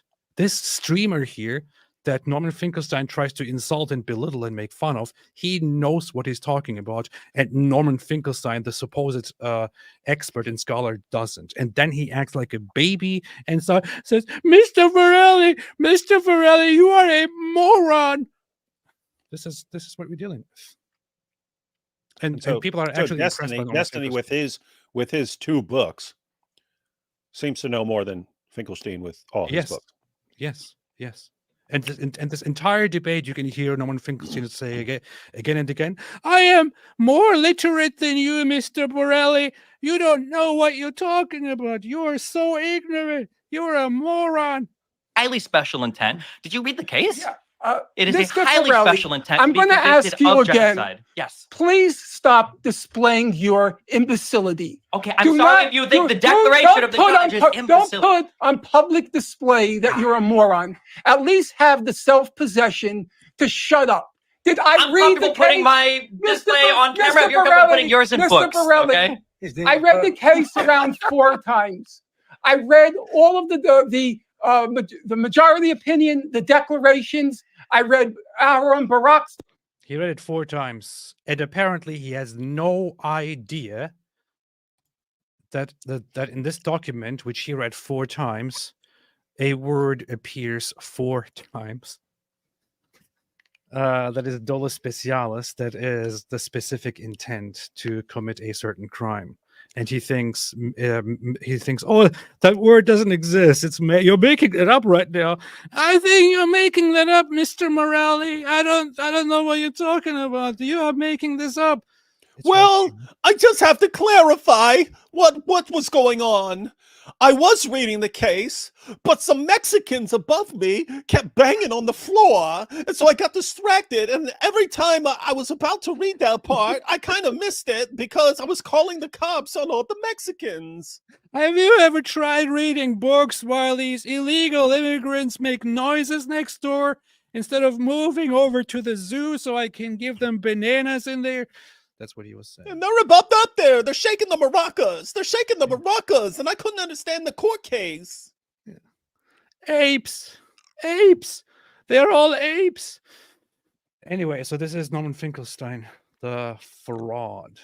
And people really present this guy as an expert because these are people who don't rely on facts, who don't rely on actual arguments, who don't rely on evidence. What they rely on is just bragging, chest thumping, insulting, and being a traitor, to be very honest, and a very terrible one at that. Yeah, this dude. It's interesting because I know you can have serious differences of opinion on, things like war and who's responsible and what the causes are and how to proceed and so on. You can have serious disagreements on all these issues. But when I hear that the leading spokesman for the anti-Israel side is Norman Finkelstein, I hear about him, and this guy's really just schooling everyone. And we look at this, it's like, oh my goodness, that's your guy? Seriously? That's your guy? Yeah, when that's your champion, that's like having, I mean, that's like saying, oh, and Ali Dawah is the champion of Dawah. And it's like, whoa, that tells me a lot about Dawah. And this guy tells me a lot about the position that he is the champion of. He should stick to trying to kick out his neighbors and have them deported instead of having debates on this topic. Obviously, I don't even like tacos. I don't like the smell of them. They're too crunchy. I told them that you should at least have some soft tacos, but they were just crunching on the tacos. So I had to get rid of them and get them deported and take their daughter. I had to take their daughter. This guy, if people didn't see our other live stream on this, they won't know what we're talking about. This guy's pretty messed up if you make noise. Yeah, what an embarrassment. He wants to take your daughter. He wants to call Child Protective Services to get your daughter taken away from you. He wants to call ICE to get you kicked out of the country. It's calls the police to get you arrested for scams. Is like pretty bad. This guy goes hard.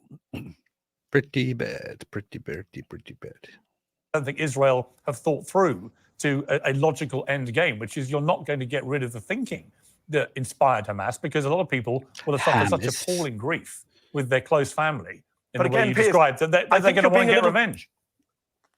I think you're being a little too generous to the Israelis here, and with the greatest respect, I think your questions reflect a little bit of a naivety about what Israel's doing here. You're starting from the premise that Israel is trying to defeat Hamas. I don't accept that premise. I don't believe that's what Israel is trying to do. What do you think they're trying to do? They wouldn't be doing it this way. I think they're trying to take back Gaza. I think they're trying to erase the resistance in Gaza. I think they're trying to get rid of the people from Gaza. I think this is...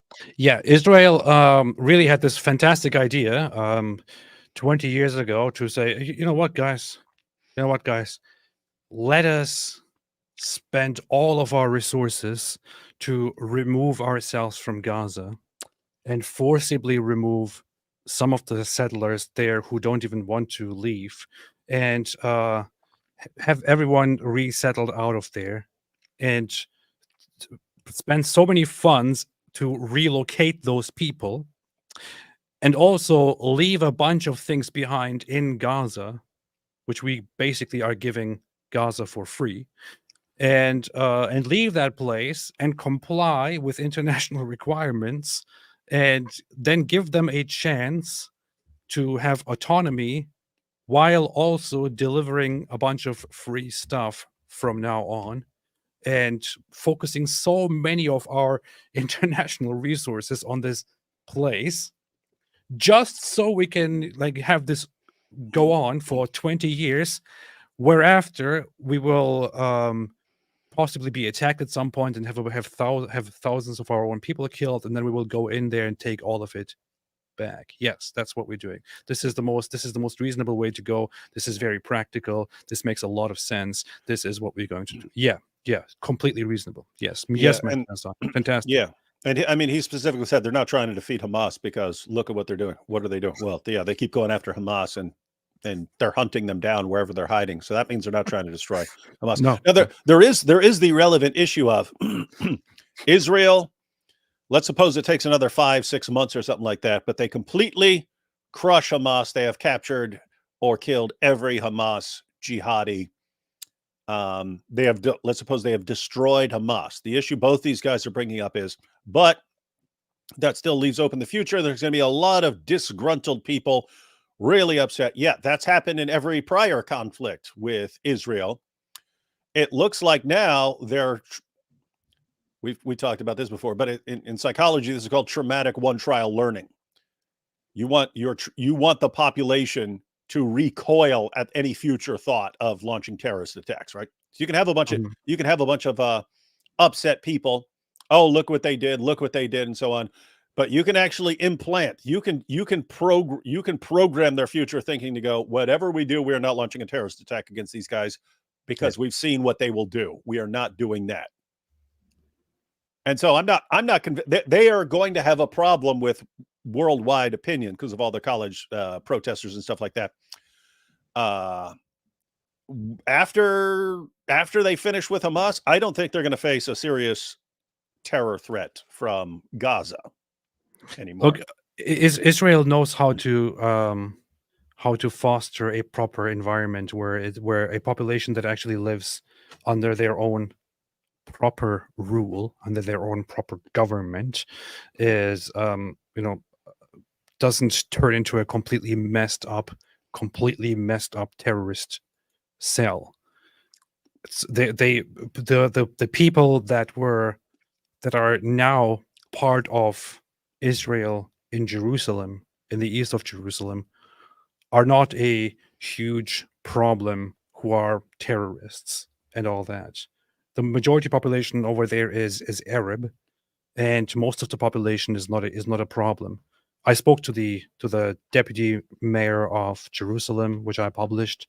She said we don't have problems. She said we don't have tensions even, and she said most of these people they don't even want to become part of a possible Arab-Palestinian state. And we also have polls, by the way, where you can see that Israeli Arabs, the majority of Israeli Arabs say that they are happy to be Israelis, that they are proud to be Israeli, that they think 60% or so say the Israel is going the right direction, or not the right direction, but Israel is doing well. Israel is doing good.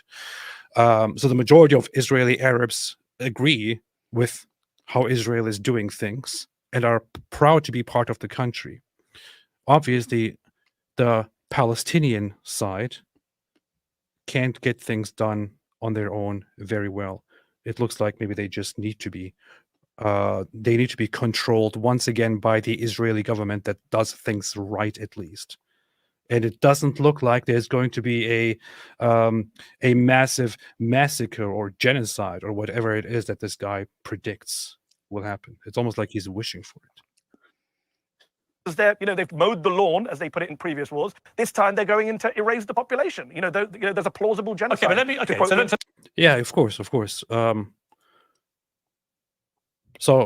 far, what is it? If we believe the numbers that Hamas gave, 30,000 people died, of whom, by the way, around 30% are Hamas. But yeah, what they actually want to do is to go in and kill the entire population, the 2 million people. Yeah, that's what they want to do. Yeah, very, very plausible. Very plausible, Mehdi. Very, very great. Earlier I said this guy's probably not intelligent. He's just dishonest. Now I'm thinking this guy is really dumb. I don't know. So let me ask you justice. If you listen to Israeli officials, as you know, it's laid out in the South African petition, they are very genocidal in their approach to flattening and burning down Gaza. It's not about destroying Hamas. And if it was about destroying Hamas, why has Netanyahu and Smotrich and others talked about how Hamas is an asset to Israel? Why do they say that openly, Piers? Well, he was clearly massively deluded, I think, Netanyahu, about having anything to do with Hamas. I think Netanyahu's plan was quite... He's referring to one report, according to which Netanyahu said that Hamas needs to be in place if we want to ever prevent a Palestinian state from forming, which is a quote that has never been confirmed. That's a rumor. And the only other thing that he said is that money needs to flow into Gaza to Hamas so that they won't continue bombing us or attack, or so they won't continue firing rockets at us and attacking us. That's it. He's once again misrepresenting things entirely. Straightforward, which was to separate Hamas from the Palestinian Authority and create a split in the Palestinians at an official level. And he thought that was the best way of preserving security for Israel. He couldn't have been more wrong. I mean, the thing I do want to ask you, I don't think you've called Hamas terrorists. In fact, you've gone out of your way to call them fighters. Do you still think that, or do you accept that what they did on October the 7th was an act of terrorism on a heinous scale, and therefore you have to call them terrorists? So you're wrong, Piers. In my very first MSNBC monologue after October 7th, I referred to what happened on October 7th as terrorism. In fact, when I was 16 years old, I wrote a letter to the Independent newspaper condemning Hamas bus bombings in the mid-1990s. So you're wrong on multiple levels. I don't expect you to know about my 16-year-old self, but clearly my MSNBC output is all there for anyone to see. So just to be clear, I can confirm, just looking at checking his tweets and also some of the stuff he wrote earlier, that he did condemn things that happened on October 7th. In fact, I showed it yesterday. Norman Finkelstein called him a sewer rat because he condemned October 7. So whatever you think about Mehdi, he's better than Norman Finkelstein. That's how bad Norman Finkelstein is. Imagine that. So Mehdi Hasan here actually condemned. Look, let me bring this up actually. Oh, here we have it. Let's see. Actually, let me find the actual tweet. Hold on a second. Let me go on Norman Finkelstein's Twitter page and look for it, since it is probably still up. Let me look for the word rat. Pretty sure if I look for rat, I will find it right here. And there it is. There it is. So here is Mehdi Hasan on October 7 saying, taking children as hostages, if confirmed, is barbarism, plain and simple, and does nothing to advance the cause of peace, resistance, or ending the occupation. The response to the ongoing suffering and killing of Palestinian children is not to make Israeli children suffer. Okay, very, very lackluster, but at least it's a condemnation, right? And here is Norman Finkelstein's response to that. If you smell the foul odor of a sewer rat, look around for Mehdi Hasan. If confirmed. In other words, this sewer rat, TSR, doesn't really know if Palestinian militants took children hostage, but who cares? Imagine, Norman Finkelstein is so terrible, that we have to admit here that Mehdi Hasan at least said, did to an extent here the right thing to condemn some barbarism, and Norman Finkelstein is the one who calls him a sewer rat, who dehumanizes him because of this. This guy is sick. He is sick. You're sick. You are sick. Yeah, this man has real problems, man. Real problems. This man has real problems. Yeah. Oh, by the way, somebody else responded to this as well. Daniel Kikichu.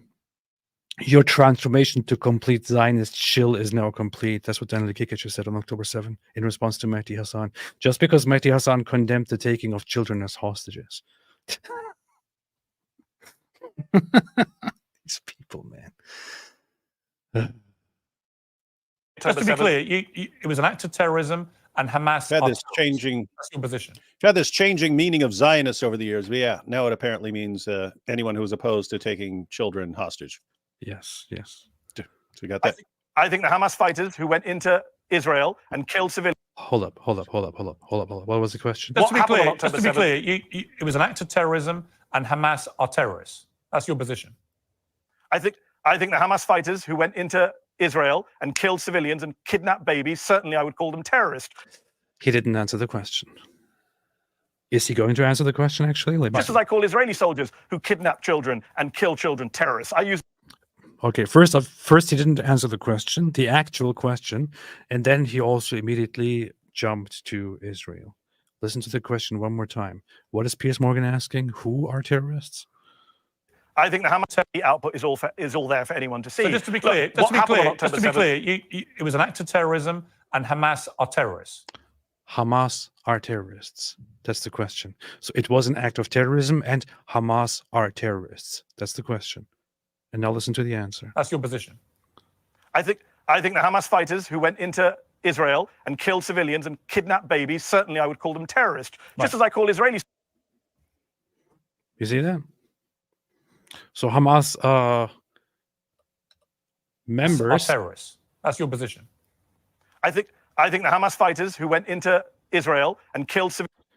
Hamas are not terrorists, but Hamas fighters who went into Israel and killed civilians and kidnapped babies, certainly. And kidnapped babies. I would call them terrorists. Are certainly terrorists. That was not the question. Of course, yeah, you could say that. But what is so hard about answering that very simple question? So, are you confirming, or do you agree that Hamas are terrorists? Yes or no? Well, I would say that those Hamas fighters who did go in there and did these specific things are terrorists. Yeah, of course. That's not the question. Sorry. And this is what you see. Here you have it again. This guy is dishonest. He's deliberately pausing right there and thinking about it and not answering the actual question that is asked, but reframing it in such a way that he doesn't have to answer the question. And I'm pretty sure pretty sure that Piers Morgan will not push. He will just let him get away with it. Let's see. Just as I call Israeli soldiers who kidnap children and kill children terrorists. I use the terrorist label more freely because otherwise it's just a politicized, empty phrase that we just apply to our enemies. What I would say, Piers, is that I find it a problem, and you know this, you've joked about all. Yep, there you have it. Mehdi Hasan immediately used the opportunity to change the subject and is now going to ask about Israel. The memes about you, this obsession with what we call Hamas, which is a question you pose, let's be honest, Piers, to most of your pro-Palestinian brown guests. You don't ask your Israeli or Jewish or pro-Israeli guests to condemn Israeli terrorism or Israeli war crimes at the start of an interview in the way you do. Well, no, I've been asked directly. Well, now, why did Brown come into this again? Why did race come into this again? Because it works with a certain crowd. As soon as you just look. In fact, look at you. Look how white you are. And look at me. I'm brown. Who's everyone going to believe here? He immediately played the race card again. Immediately played the race card again. Well, what does the race have to do with this at all? What does race have to do with anything? And is he saying that he is brown? He is brown, whatever brown means, because he is he's a Muslim, apparently. That makes you brown, I guess. Whereas all those pro-Israel people are white. White. Is that what he's saying here? That's what he's saying. So I just want to ask a question here. The spokesperson of the Israeli government that we have seen and heard quite so often, who was also interviewed by Piers Morgan, this guy. Is this guy white or brown? David, what do you think? He looks pretty white to me. All right, you might say that. Mm-hmm. I wonder what Mehdi Hasan would say if I asked Mehdi Hasan. Would he say that he himself is brown and this guy is white? Well, you know what's funny about this? This guy, Alon Levy, he is an Iraqi Jew. He has nothing to do with the whole, European background and this and that. He's an Iraqi Jew. That's it. He's a Mizrahi Iraqi Jew. So if you want to go for that definition of brown or whatever you want to call it, here this guy is brown. No, he's white. So why in the world did that whole race thing, that whole brown issue get into this discussion? Because it works, because it distracts from the actual subject. That dude is every bit as white as Mehdi Hasan. So let's just be clear on that.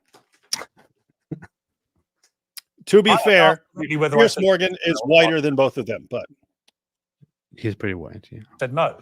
So I don't think they are. I think they had a right to defend themselves. The question is the scale. That wasn't the point I made, Piers. No, I said when you have Israeli guests let me finish my sentence. No, Mehdi, it's not your show. It's mine. I wanted to say that the whole. Finally, man. Piers Morgan is sticking up for himself once again before he continues to be bullied. Interview, by the way.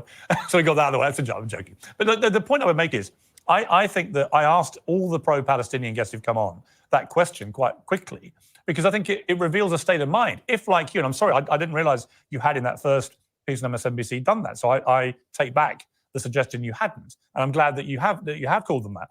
I don't think you can call them anything else. So the moment you have a pro-Palestinian guest who wants to avoid calling what Hamas did an act of terrorism by terrorists, I think it's very revealing about their mindset. And I think it's the wrong mindset. Here's my problem with that. Why is that not applied to your Israeli guests? I would be fine, Piers, if you had Palestinian guests and you begin by asking them, do you condemn Hamas war crimes? Because what Hamas did on October 7th was a war crime. But then you should start with Israeli guests and pro-Israeli guests saying, do you condemn Israeli war crimes, which have been documented by the UN, every human rights group on the planet? You don't. You had Naftali Bennett, the former Israeli prime minister, on a couple of weeks ago. I watched the interview. You're opening... Because on the one hand, you have alleged war crimes. On the other hand, you have war crimes that are undeniable, which were broadcast to the entire world by the terrorists themselves, and which nobody at this point can possibly even try to reasonably deny, such as taking hostages. Yeah. You can make all kinds of allegations about Israeli war crimes right now. Israel can deny that there are war crimes taking place, and you can't say, how can you deny it? It's just so obvious. It's right there. Like there is not even any room for deniability. There is no room to deny it. You can't say that. You have to prove it. You have to go to a court and go through with it. Whereas with Hamas, you have the war crime of taking hostages. There is no denying it. They know that they have hostages. They announce to the world that they took hostages. They give hostages out. They want to make deals to exchange the hostages. Taking hostages in and of itself is a war crime. There is no way that you can reasonably deny this. There is a difference here. And of course, there's also the fact that Hamas went in directly on October 7 and broadcasted and recorded it with their own cameras, that they went into the civilian population and started firing randomly at civilians, that they killed 360 people at a party, at a music festival, and so on. These are undeniable war crimes.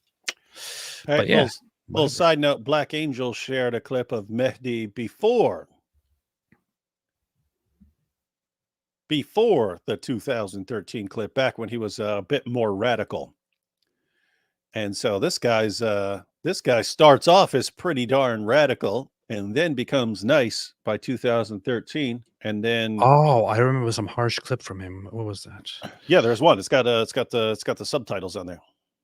Yeah, where's Black Angel? Let's go to Black Angel on Twitter, and she just shared it. She shared it with you. Matter of fact, so it should pop up as soon as you. As animals, different from the rest of the non-Muslims, from the rest of those human beings who live their lives as animals, bending any rule to fulfill any desire. Once we do that, we are lost.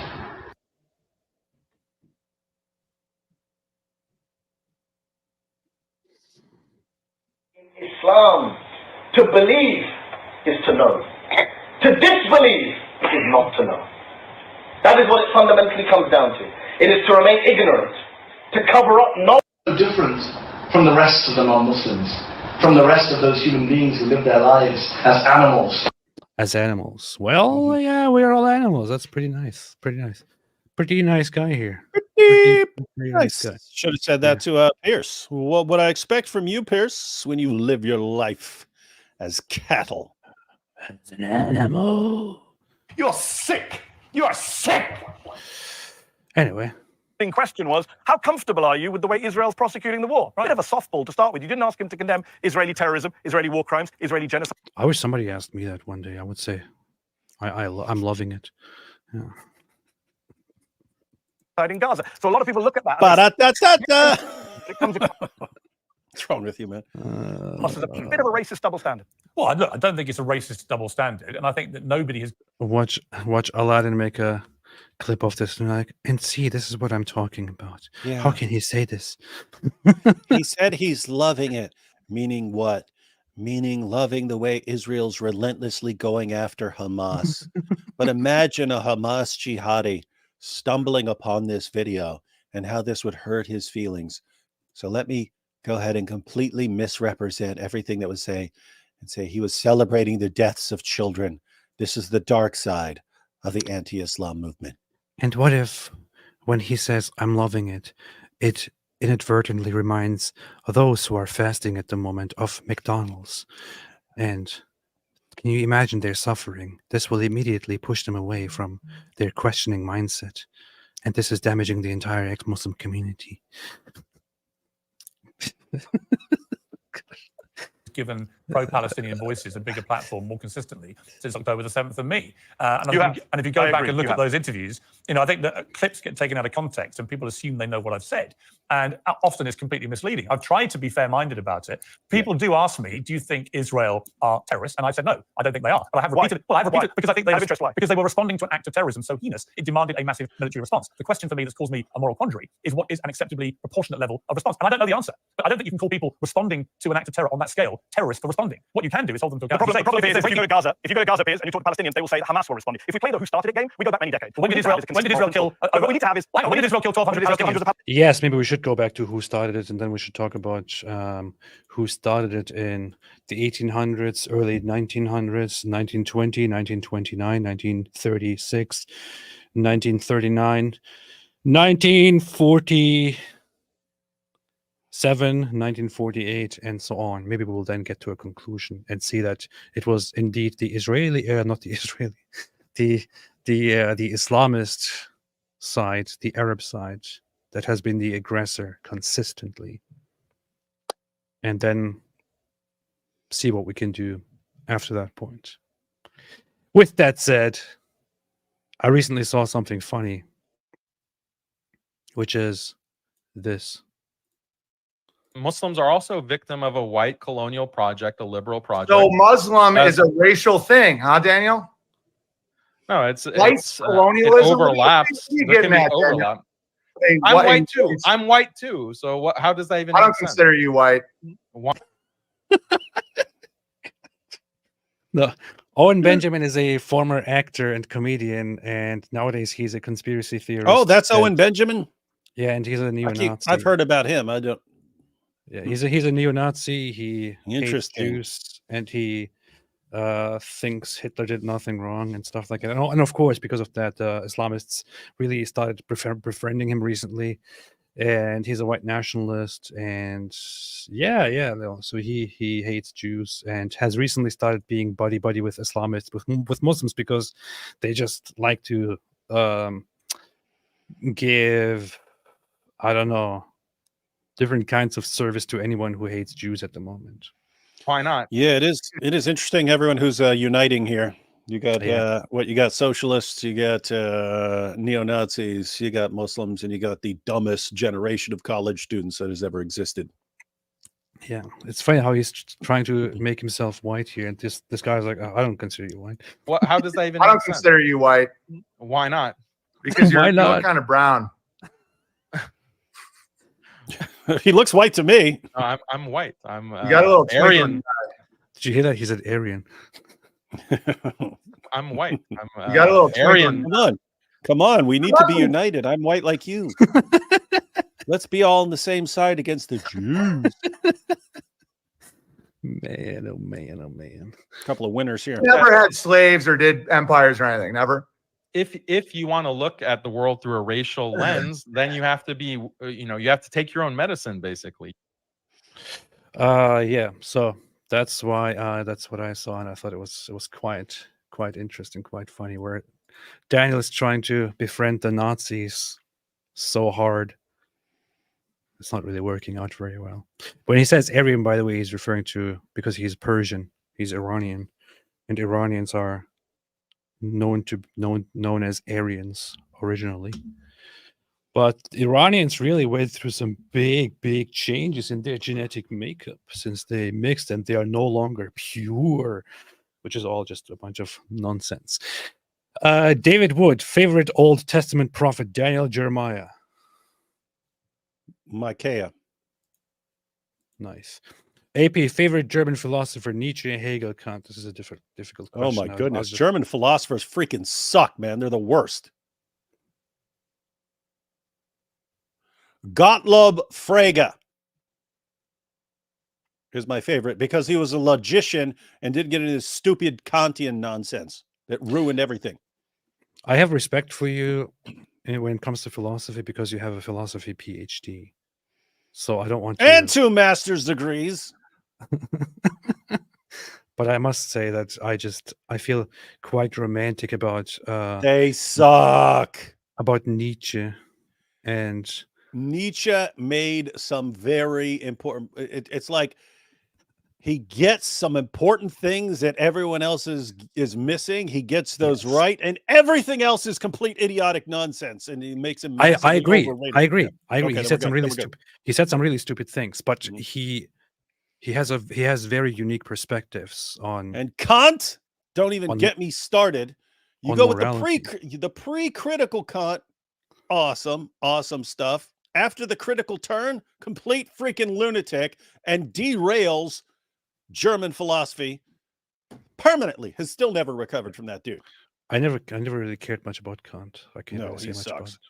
about it. Yeah, I can't deal with the general thoughts among philosophy professors on Kant is mad scientist level ability coming up with theories. completely wrong, right? Like when you map out his theory of I mean the stuff that he's most significant for, when you like map it out and they just go, this is wrong, but this is genius. It's like genius mad scientist level wrong.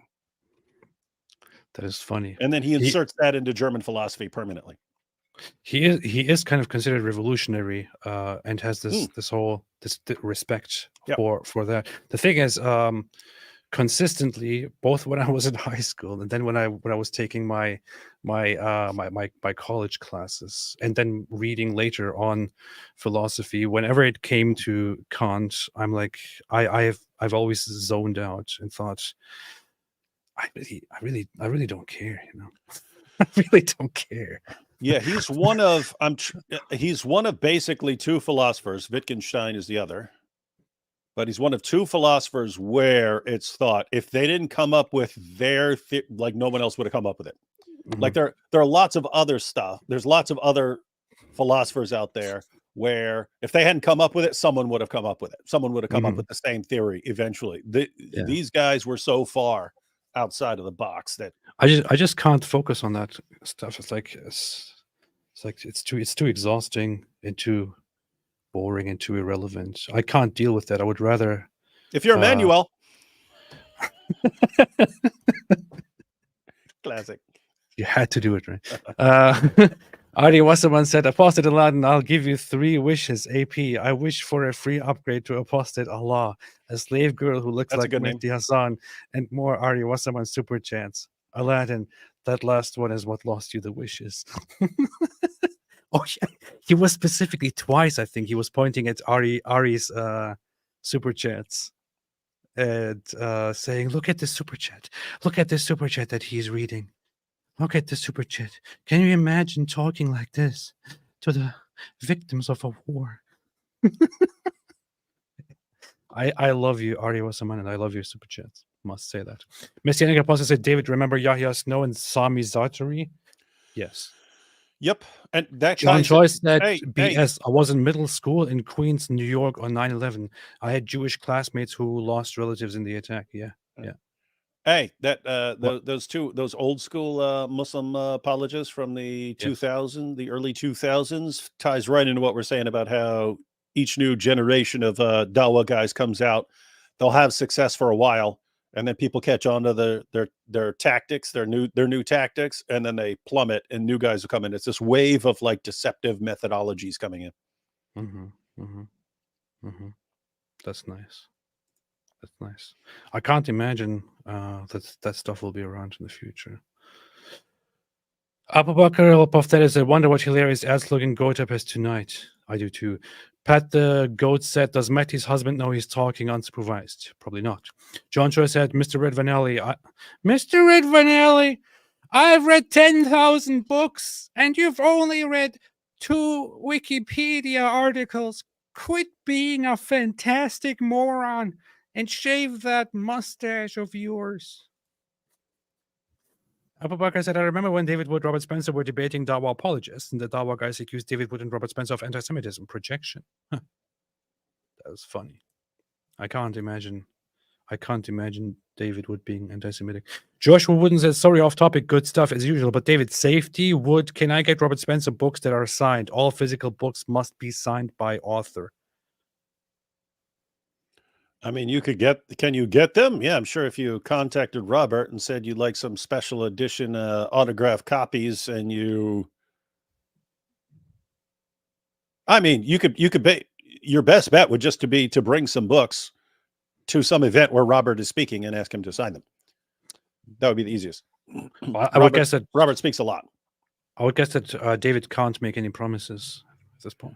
I could if I wanted to, but you can't. I'm all about myself here. Solitary Emmy says, wait a minute, Solitary Emmy is from Singapore? Are you in Singapore, Solitary Emmy? 4, 5 proofs for the existence of God book. We can study and study, but at the end of the day, do we trust God? The man who claimed to be God proved it with resurrection, split time, spoke like no other Jesus, gave much evidence that he is God. Huh. Interesting stuff. Proof 5 proves we can study and study, but at the end of the day, do we trust God? The man who claimed to be God proved it with the resurrection, split time, spoke like no other. Jesus gave much evidence that he is God. I will look at. I think I actually bought a digital version of that book. What, yesterday. 5 proofs for the existence of God? Yeah, yesterday. Upon recommendation, I actually did that. I think. Let me It's see. easy to buy. It's easy to buy books, AP. It's harder to read them. But if you ever want to do something fun, we could do like 5 separate live streams where we go through each argument and determine whether it's good or not. That'll be fun. Wait a minute, I didn't buy it. I put it on my list, but I didn't buy it yet. Okay. Anyway, not only do you not read it, you don't even actually buy it. Oh wait, I did buy it. Okay, I did buy it. So now you're lying. Like, hey, you're don't be a Finkelstein, dude. All right. No, it's because digital orders are listed separately, so I didn't see it yet. I had to switch, but now I see that I did buy it. But yeah, so I bought it, but I will never read it because I've never read a book in my entire life. All I do is just buy books and then just put them away and never again look at them. I can never read because every time I'm about to read, my goat eats it. I wanted to read my book, but then the Jews bombed my house. And I planned on reading the court case. Honestly, I did. But, when the Mexicans distracted me, I couldn't actually read it. You see a pair of shields praising the benefactor, yes. L'Oreal Baby on Liz, AP Secret Christian changed my mind. Yeah, notice how quickly AP skimmed past that one. Huh. NNN said, is this the idiot who claims that Islam is a peaceful religion? The cult targeting the civilians in the name of Allah seems so peaceful to him. It is the idiot. SAS Boss said, AP, have you heard of Timur Aklan YouTube channel Hidden in Plain Sight? Palestinian who converted to Judaism. Would love to hear you interview him. I got 10 shekels on it. Wait a minute, didn't you just bring that up 2 days ago? Somebody else brought this up in these words or something like that, and I looked it up and I actually made a note of it. I got 10 on it. I got 10 on it. Synagogue in Tel Aviv, hidden in I plain got sight. 10 shekels. I will look it up. I made a note. I will check it out. Lonnie Crow said the radicalization of young Muslims is imported by immigrants from the Middle East, which is more Islamist today. The fall of the artificial pan-Arabism. That is mightily true. Maybe. Appreciate that. The Sahih Mask Chris, how about no? I don't care about your wine. How about no? Mechanique said, Niao sounds like Javier Bardem from Dune 2. I haven't watched it. He does. Yeah, I hadn't thought about that, but yes, he does. Okay, he does. I trust David. How about no? It's kind of fun when you like push the button again and again. It's like, how about no? Anyway, Monitoring Hysteria said, Dave, do you think when Jesus told you to repay evil with good and to speak kindly to those who revile you, that he had your mockery of Muslims in mind? Where did he say speak kindly to those who revile you in a way that he meant never rebuke people? Because if so, then he would be a total hypocrite, according to your understanding. Why stuttering?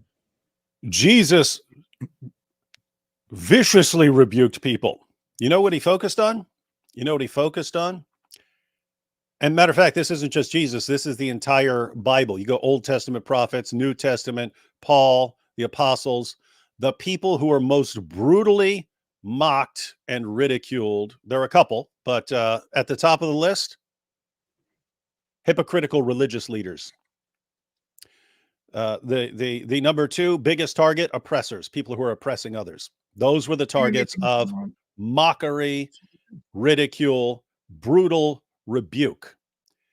And guess what? If the criteria for biblical mockery and rebuke is being a hypocritical religious leader who's oppressing others, Muhammad is the all-time target of mockery, according to the Bible. So, nice try, Monitoring Hysteria. Mr. Monitoring Hysteria.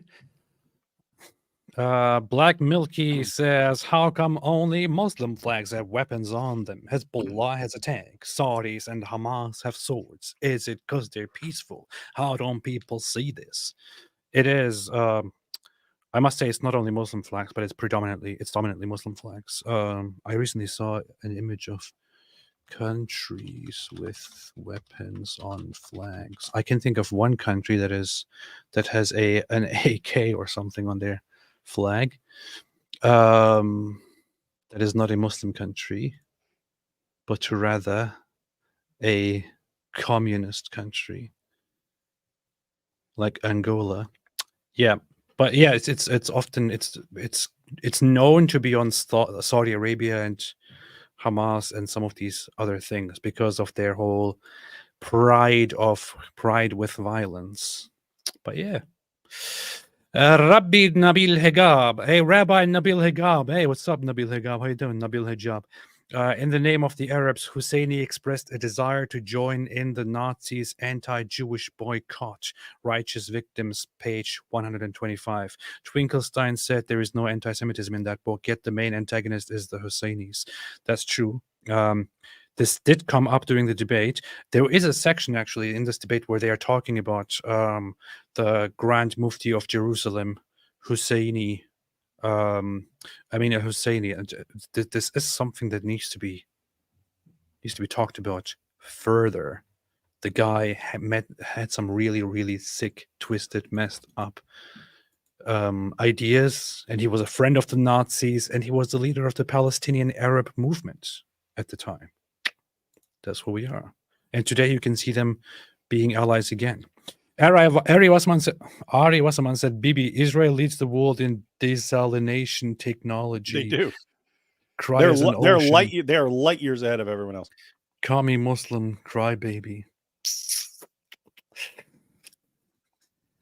Ms. said, not about college students or Islam. This is about humanity. I'm not Muslim or teenager. It is clear as day that Israel is committing disgusting acts.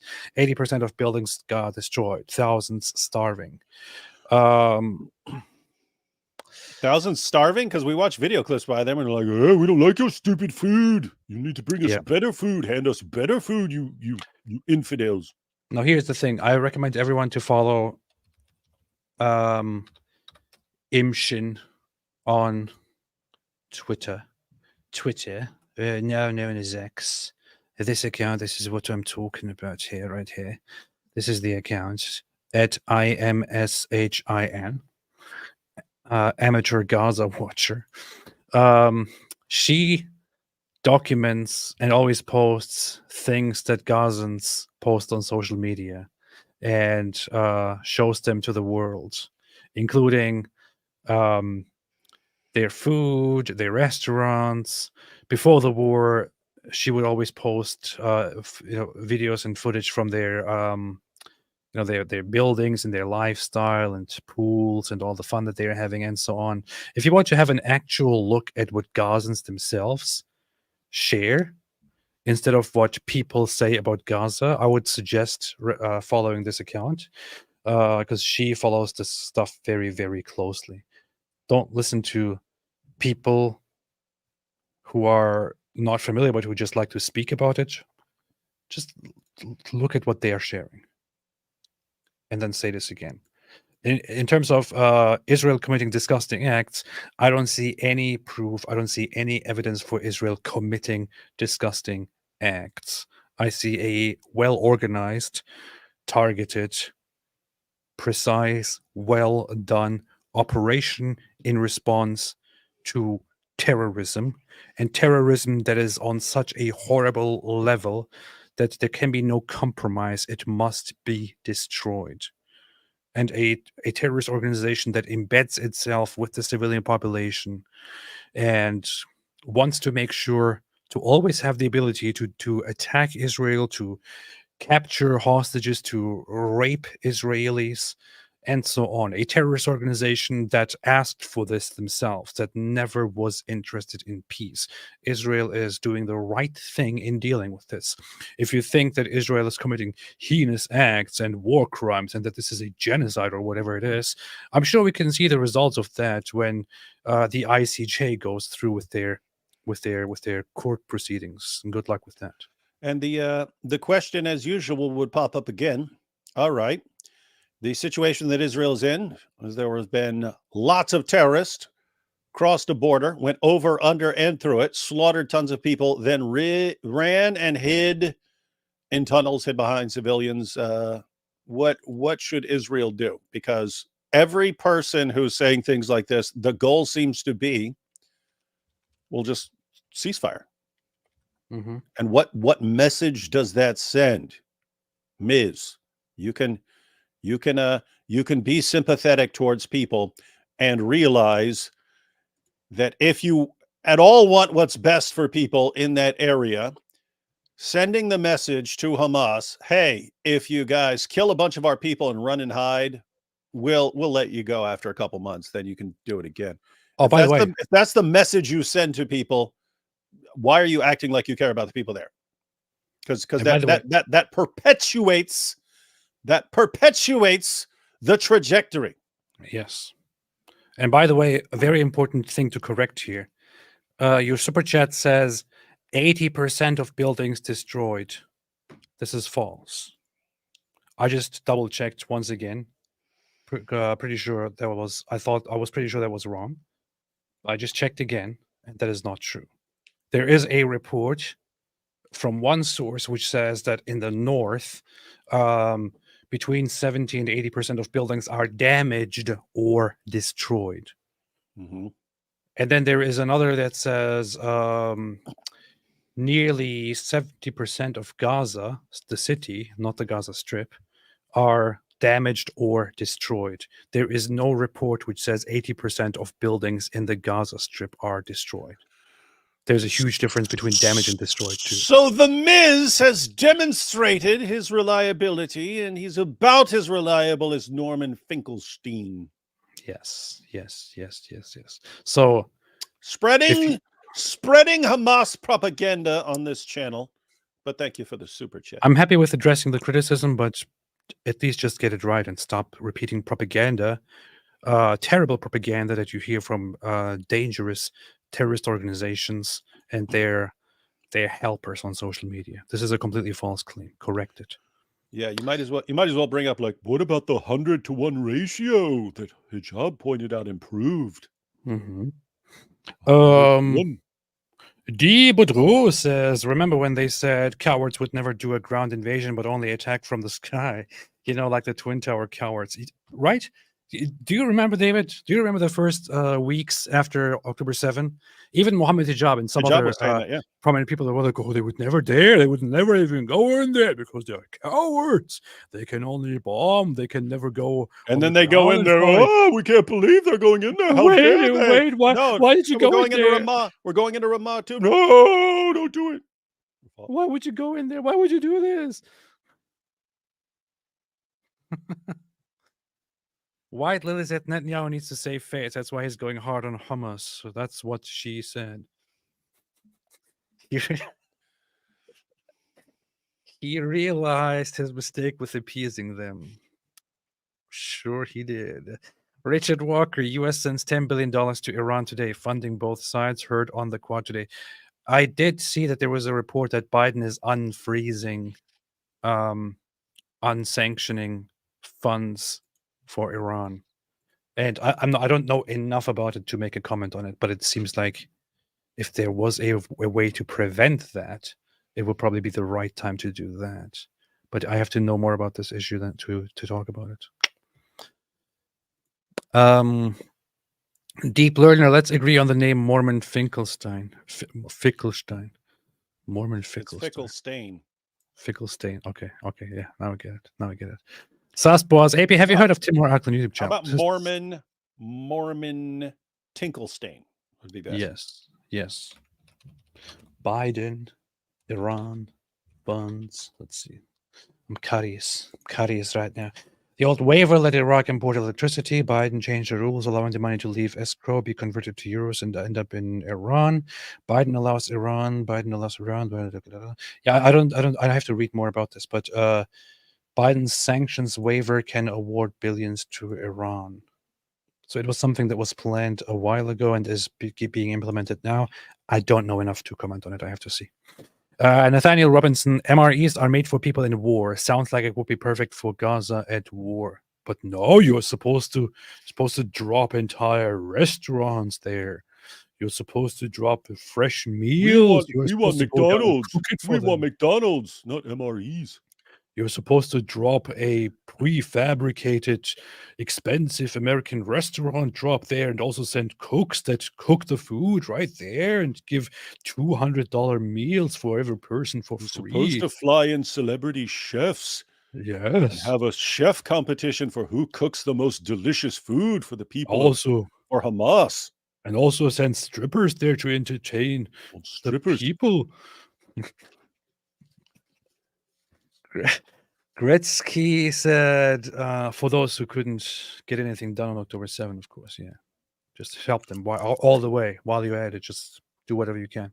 And Gretzky made a super chat. Thank you so much. Ari the Believer says, it is God who is the ultimate reason. Things and knowledge of God is no less the beginning of science than his essence. Leibniz, what do you think, AP? It is God who is the ultimate reason. Things and the knowledge of God is no less the beginning of science than his essence. Leibniz, what do you think, AP? I would need to read this statement one more time when I'm not streaming to think about it and make a comment on it. Because whenever I'm streaming, I cannot pay attention to things like these that I'm reading in the moment. It's very weird. I don't know.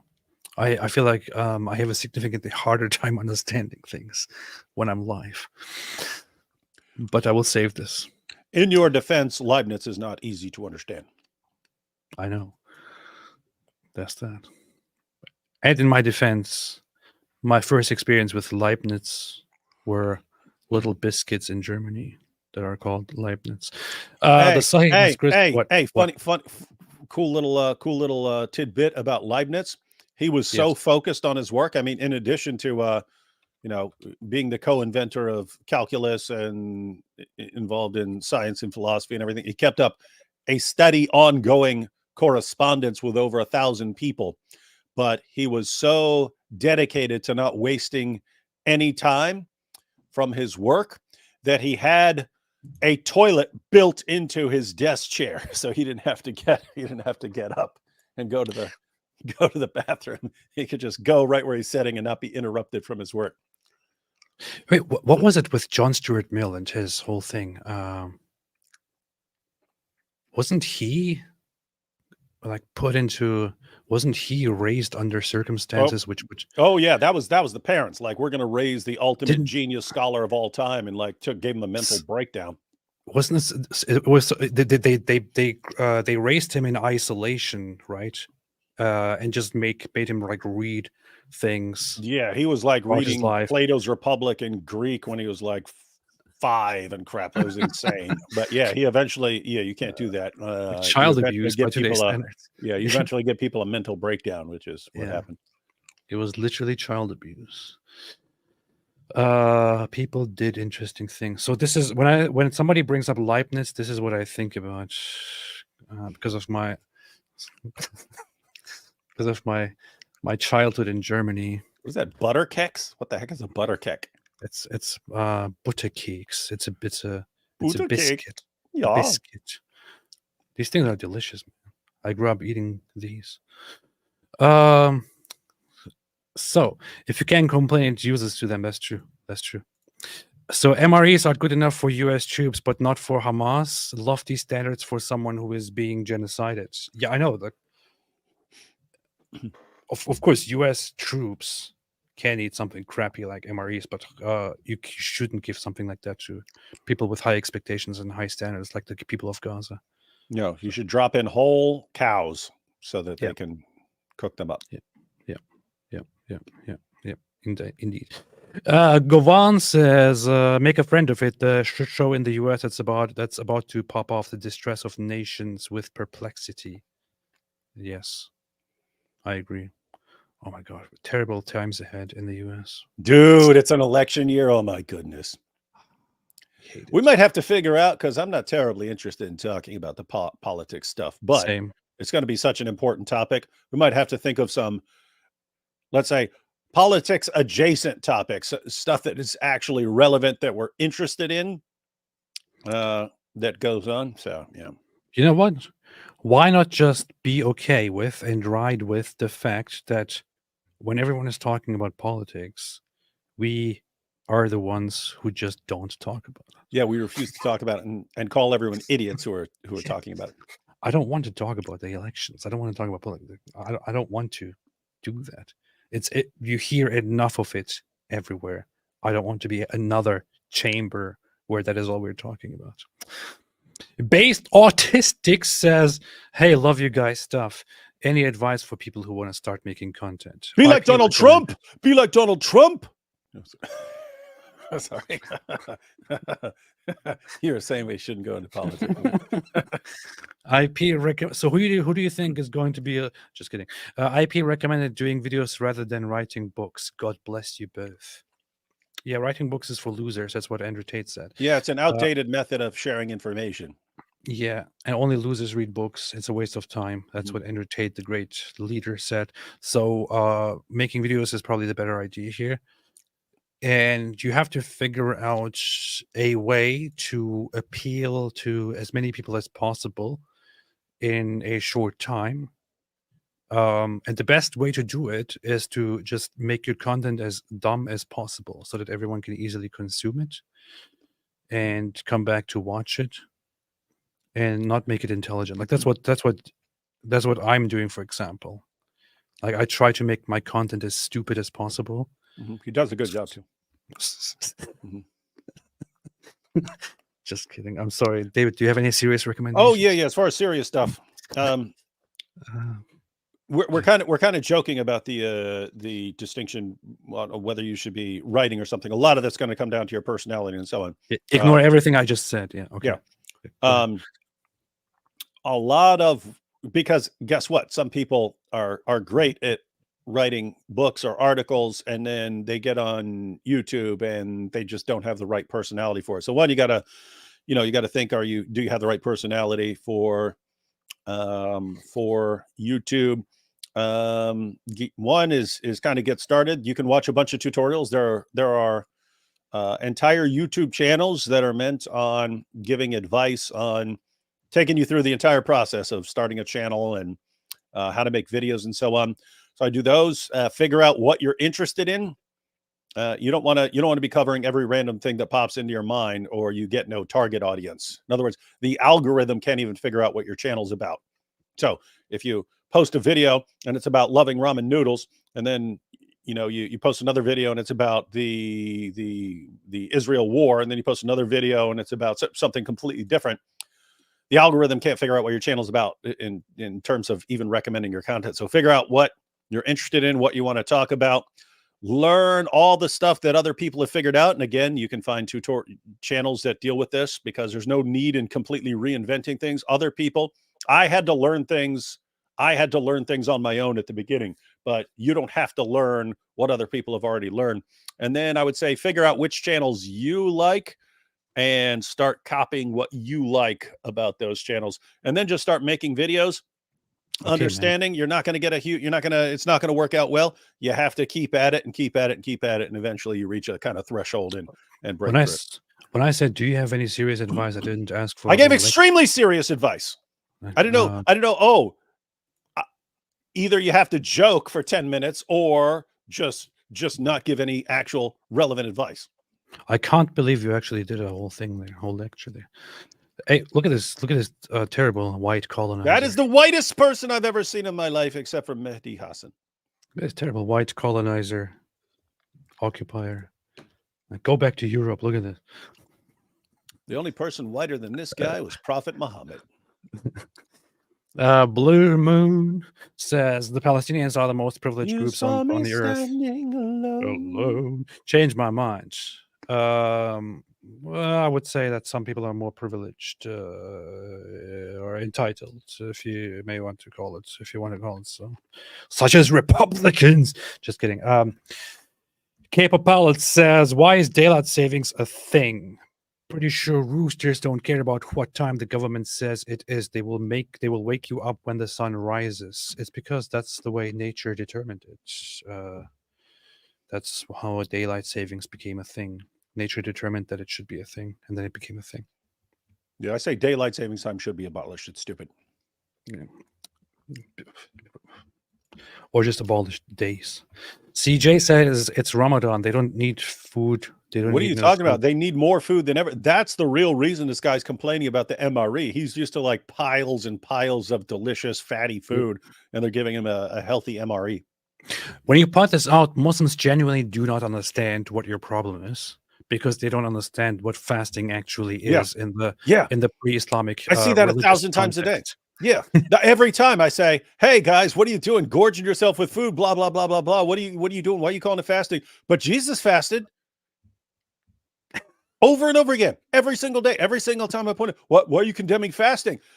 I'm not condemning fasting. I'm saying what you're doing is not fasting. That's not what it is. And they'll go, "Well, what are you talking about? You're condemning fasting and saying it's unhealthy. But look at this study that shows that that fasting is healthy." Yeah, fasting is what you're doing, gorging yourself with 2 Thanksgiving meals per day for an entire month, is not fasting. My goodness. Yeah. It is extremely arbitrary, and it is usually celebrated with huge, gigantic meals, which defeats the entire purpose of the fasting. So that's not how it's done outside of Islam. Tenebris said metaphorically fasting. It's metaphysically fasting. It's a metaphysical matter. Paboom says, "Hallelujah, Mehdi is back." Wait, no, that's not him. Blue Moon says, "Isn't it funny that Hasan colonized the UK and now colonized the USA, both countries and cultures that are not his? That's why I always say decolonize Europe." Yak says, "Has Sam Shamoun insulted your mothers and accused him of doing mutar with the Shia for your siding with Israel over Hamas yet?" He should. Bahamut says, "Mandy is such a smug, know-it-all, pro-bomb hack." Interesting. Does he put bombs into cubes? I haven't seen it. Daniel High Kick a Pikachu says, "As expert, why will my leather straps be hurting?" Well, it may have to do with the way you sleep. Blue Moon says, "Note how he mentioned targeting churches twice. He's doing it to tell the Christians they are targeting you. He's vile." He is indeed. And we've brought this up before. Like the goal of but think about the Christians and think about the goal for these people is not, hey, we really need to take care of these people. It's, we understand people in the rest of the world care about the civilians, whether they're Muslims or Christians and so on.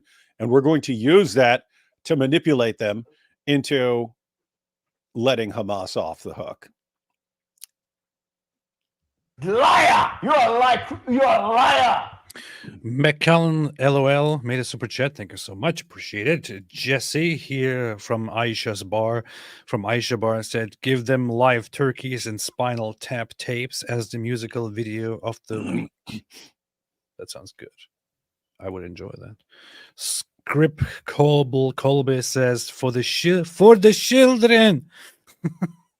If I have to choose between 1 billion children and a cow. Listen, I am doing this for the children. Script Colby, you should be afraid of me. I need to have some sound bites of him on here. On the he's awesome. You definitely need I choose the cow on there. Yeah, I will choose the cow. Script Colbert gifted 5 Apostate Prophet membership. Thank you so much for expanding the cults. Soon we will start a compound where we can do all kinds of weird things in this cult. Hey, I think there's a new Jim Jones movie coming out on Netflix you might want to check out. Oh, yes. I saw an advertisement. It was called like Jim or something like that. So I was like, wait, is that Jim Jones? But it was about starting a cult. So, oh, that's nice. I need to check that out. Script Colbert said, "Thanks for introducing me to normal fecal stink." I wish you would send me some bananas. Dove Bleichfeld said, how absurd to think that Israel would strike with a bomb to kill 4 children. Such a bomb would rather kill 500 in a hospital. There are honestly people going around and throwing around terms like carpet bombing right now, for example, which just shows that people don't understand what they're talking about and just using anything that they can appeal to. If Israel was carpet bombing and indiscriminately killing people, civilians right now, with carpet bombing would look very, very different. It would look very different. Very, very different. There wouldn't be damaged buildings. The place would be flattened. There wouldn't be safe zones. There would be corpses everywhere. Whatever, man. What use is there to explaining things anyway? Lonnie Crow said, regarding Israel targeting civilians, there is a new short video that shows how IDF uses its drones on Rudy Rockman channel. He is an Israeli sniper. I have to check it out. I have to check that out right here. Rudy Rockman. I will check that out right here. I will see it. I'll have a look at it. Oh, I saw this guy before. Israeli drones over Gaza inside look. What is it? So we're here in Gaza. Wait a minute. I'm wondering, maybe you should just watch this. Let's see. This is only 3 minutes long. With one of my friends here. He's a soldier named Harel in the special forces at the drones, and he's going to show us how he looks through the drones at the people here in Gaza. I'm gonna take zoom in and I'm gonna show you. This is one of the school that the people here as civilians, and what we would like to do is to find the Hamas terrorist. So this is live. Yes. There are the civilians. Dang, they got drones all over there. These guys looking for Hamas. You know what's so stupid? Recently, when some incident happened, somebody, the IDF posted a video of their drone footage at night, and then one of the top tweets in response to it was like, "Look at this! Look at how they're dehumanizing the Palestinians. They got used to dehumanizing them. Look at this." And the point there being that just them looking. Just overlooking with a camera the war zone is apparently already dehumanization. You don't even have to bomb anything. That's it. Locker, I found a terrorist that goes from the school and take boxes for one of their tunnel from this hole. I'm gonna show you. This is one of the house of a terrorist, right? Here we have a tunnel inside of the house. So we can see that the only house destroyed here is the... Holy, wait a minute. Wow. Terrorist, right? Here we have a tunnel inside of the house. So we can see that the only house destroyed here is the house of the terrorists. And look, we don't hurt other houses. So you're specifically targeting... Does this look like carpet bombing? Anyone who's making those stupid accusations here? Hamas. Explain to me, in situations where there are civilians next to Hamas terrorists, what do you do? This is a problem. Even we see a terrorist with the civilians, we don't shoot on civilians that are innocent. Yesterday, he called for 4 children, and we see one of Hamas terrorists that we wanna go down him, and we don't shoot. We just don't shoot. Hamas control this building. Everything goes to the tunnels. And like they play with us. So they're using the kids, yes, to protect themselves because they know that you can't attack. It's a problem. So this is precisely what is being meant when Israel says using civilians as human shields. It's not like this stupid thing that some people like Mohammed Hijab described, where they say, "Oh, They're not strapping humans on their own bodies to protect themselves. That's not what is being meant. Obviously, what is being talked about is precisely what he just said here. Hamas operates in the building, and they specifically use kids and others for their own protection to move in situations where the IDF would not shoot at them, would not target them. And the kids, Yes, to protect themselves And we because they are- know that you can't attack. it's a problem. So Hamas puts you in an impossible situation. Yes. You're fighting them You in can war. see. So what's your message for the world that says that we're carpet bombing and we're attacking civilians and that we're Here you committing can- genocide? Here you can see the truth in front of your eyes. Like, look at the civilians. They have cars. Get some food. Wait a minute. No. What, No. this This can't is be not real. what I saw on Twitter. This can't be real. On Twitter, I saw that everything looks gray and dark, and there is no place to go. Everything is destroyed. No humans are even alive anymore. It's like a scene from a post-apocalyptic. Looks horror like movie. looks like something from like Mad Max. Yeah, this can't be real. This must be fake. This is AI. Get some food. You see the woman. Somebody sells something, maybe bagels. So what we can see is that we're in a sad How there are kids playing? This can't be real. They must be all dead. reality of war, or unfortunately the consequences of war. Those kids are CGI. Oh, okay.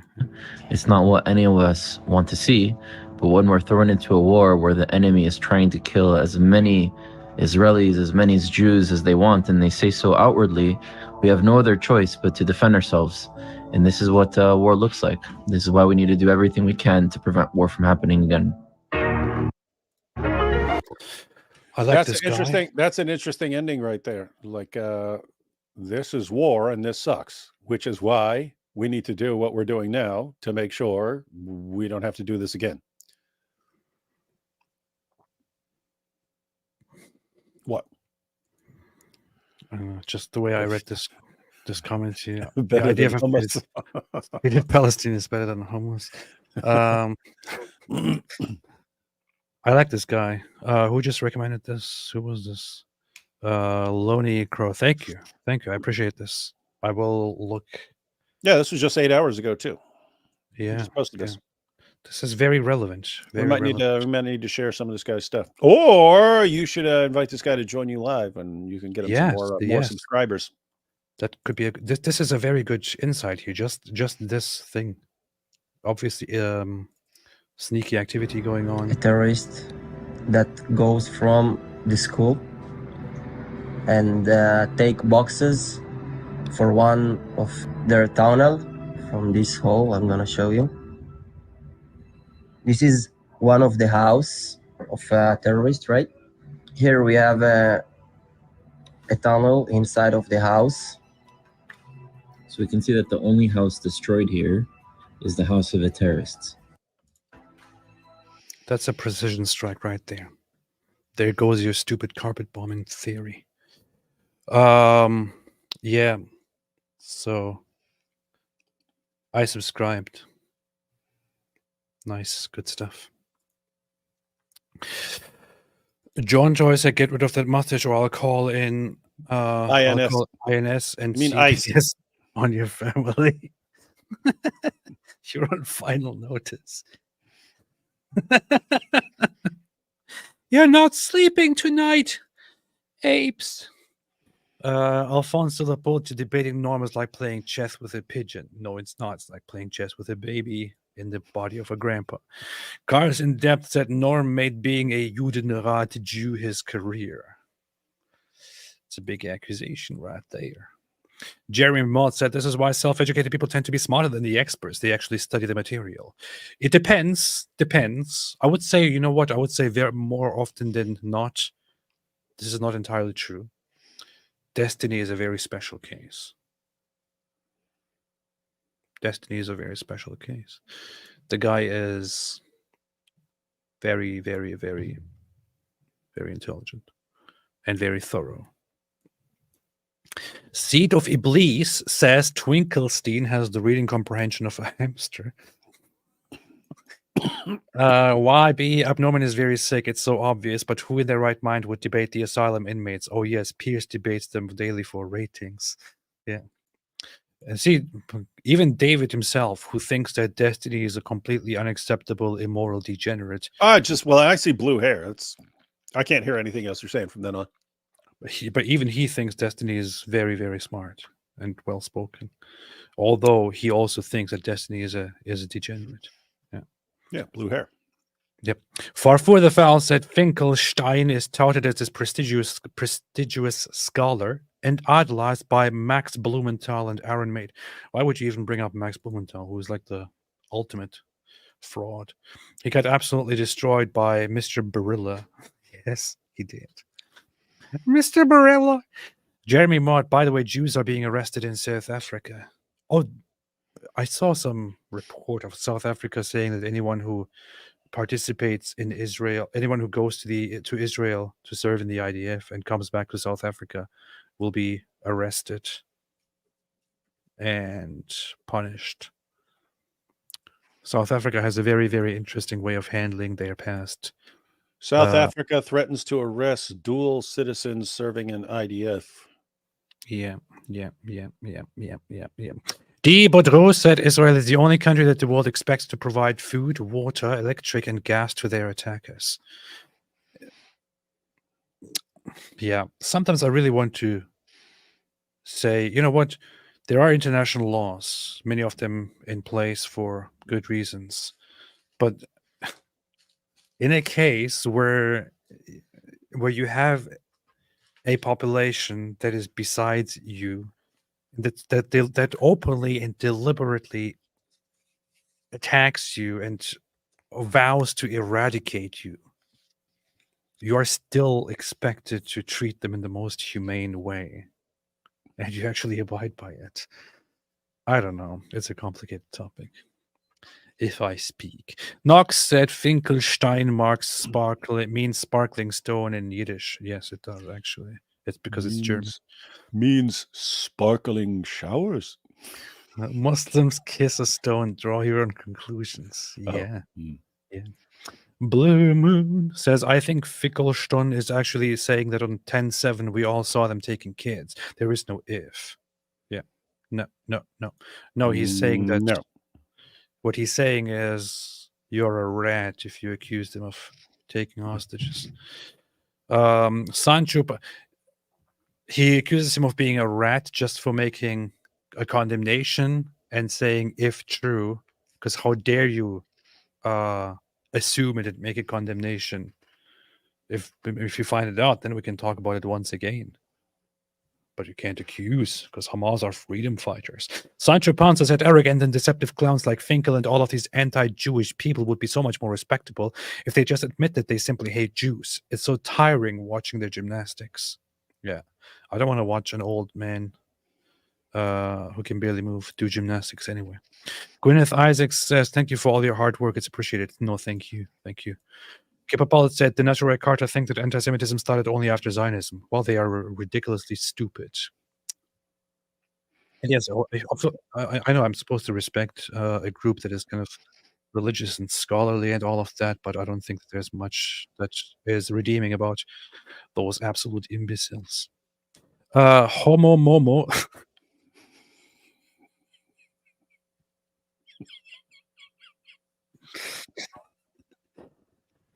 says Hitler reportedly loved Islam. Wonder.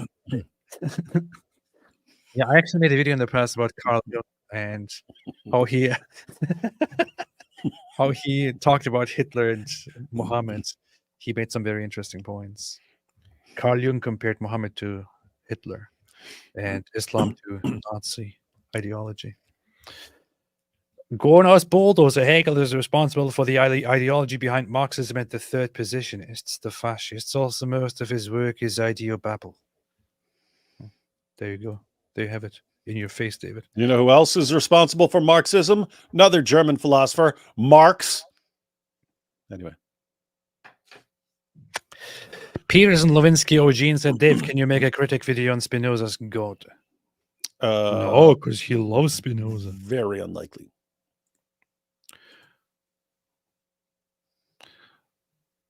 If you actually sat down and made a video about Spinoza in that way, I'm pretty sure nobody would watch it. Because I agree completely. if you did, you'd have to be the shocking truth about Spinoza's God or something. Yeah.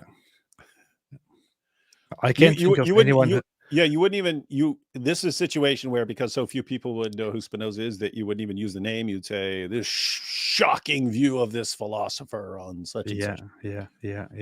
Plus, it's way too. Why Spinoza's God shocked everyone. It's too unnecessarily complex, and I don't know, won't even attract the average person. Not even people who are interested in philosophy, I would say. Carlo Magno, hey AP David Wood, if they made a movie about you guys, so who would play you? I would be played by Kanye West, obviously. David, I don't know. Yeah, Kanye for AP, and you're gonna have to get a young Dolph Lundgren to play me. There you go. Hope that answers the question. Jasper Paolo Bardo says, David Wood, I'm just getting into apologetic debates. Not going to lie. How you destroyed Nader Ahmed was epic. Some would say you ran away. LOL. That's what Nader would always do. In the process of being completely destroyed, he would challenge you to 8 more debates. And then as soon as you said, look, man, not doing it. Everyone is running from me. Wow. But dude, keep in mind, when I talk about Dawa guys, they come out, they have this brief bit of popularity, and then people catch on to how they work and so on, and then they destroy them, and then these guys disappear. Nadir keeps coming back, but he was like that. He was popular for a while in certain circles back in like 2000, I don't know, 2006, 2007, something like that.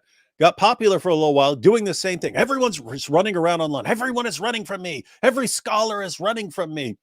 And people eventually caught on to that and made fun of him. But then, like, when Nadir comes back, he uses the exact same method because people have completely forgotten about him. So he gets to come and, like, try the same thing over. I'm Nadir. Everyone's been running from me for years. And a bunch, you will have it's fewer and fewer people each time fall for it. But it will be like, oh, wow, people must be running from him because he says so. And then they catch on and find out he's a total dope. That's funny. I recently received a bunch of emails from him that I completely ignored. And then he's like, you see, this is just proof that he ignores me because he is running, because he's scared. The proof is in the shekels, Nadir. The proof is in the shekels. You ain't got none of these, Nadir, because no one likes you. What? Nothing. Who was that? Somebody said, Tenebris Sin said, Anya Taylor Joy for David Wood. Do you know who that is? No, what's that? So this person should play you in a movie. She's playing Furiosa. I know the face. That's the chick who's playing Furiosa in Mad Max Furiosa. Oh, yeah. Yeah, so Charlize Theron played her when she's grown up. Then they're doing a prequel, and they got this chick to play her.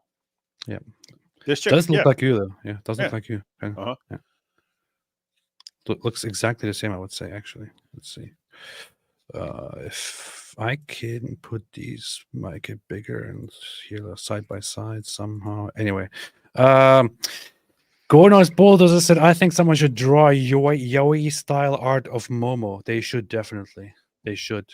Once they figure out, they definitely should. No idea what that is. I don't remember what it is, but yes. Gwyneth Isaac said IRA has guns on their flags. Oh wait, hang on. Stefan the Pelted said you should add Norman's motor mouth to your soundboard. I should. Yeah, that yaoi stuff, that's all that, like, I don't know. Is it Korean? Doesn't look exactly anime. It looks different, but it's in the ballpark. I don't understand the different terms for the different cartoons, but yeah, you can make some Muhammad type stuff for that. Inshallah. Yeah, she is a good actress. She wasn't in this one show. What was that called? The Queen's Gambit. I loved that. Our Canada became a YouTube member. Hey, welcome to the cult. There is no way out. If you leave, you will be Yes. Chris Aleda Kochbeck Schwartz said, please accept my jizya, mein Freunde. Good. You have saved yourself from death. Thank you. Appreciate it. Chrome said, respect, appreciation, keep showing truth. Why did you spell it appreciation? Keep showing truth. I appreciate it. Thank you so much. But I will refund this super chat because of the way you misspelled appreciation. So look out for that. Gorno's Bulldozer said you should start a Command and Conquer playthrough. Hey, somebody who knows about Command and Conquer. That's amazing. I was a child when that was around, and I loved it. I was a child when I played Pac-Man on an Atari 2600. Jack Ray said I bought a box of King Solomon dates just from seeing David Wood's reaction to them. They are really good dates. Oh.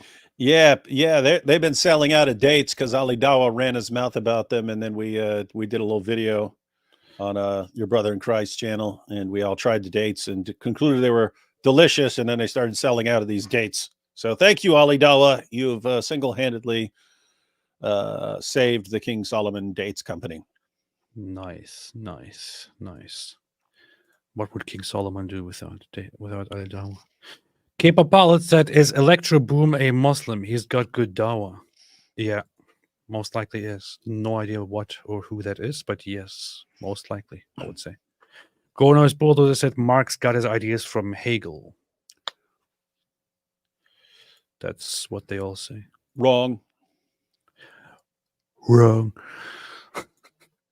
Hey, we said no politics, man. Yes. Anything else you want to add before we leave, David Wood? It's David Dizelstein, just to be clear. Mr.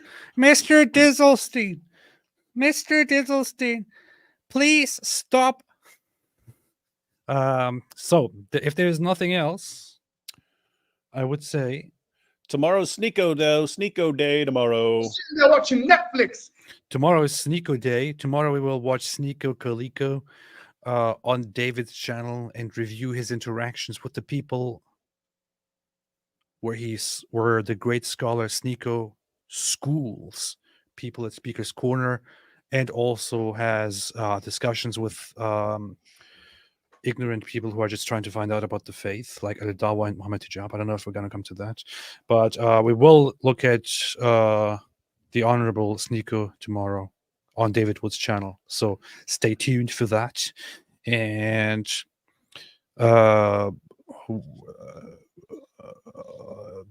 yes, victory to Israel. And Sid Dave said Muslims always defend secularism, democracy, multiculturalism when they are in a minority. Hey, stop being Islamophobic, man. Guys, it's exactly the pattern laid down by Muhammad when he was the minority in Mecca who couldn't win a battle with the unbelievers. It was, hey guys, let's get along, not fight over this. God will judge. And then once he had a more powerful army, then it's everyone has to submit or be violently. I mean, everyone has to be violently subjugated. I need to check my contract to see if I mentioned Israel and Zionism often enough to get my bonus for this live stream from Mossad. Yeah, I want my bonus too. How many? Yeah, someone's got to count. But you can do that in the search afterwards. Yeah, we can to see what kind of bonuses we've earned. We can probably do that. Oh, I also need to. Did you say we could probably do that?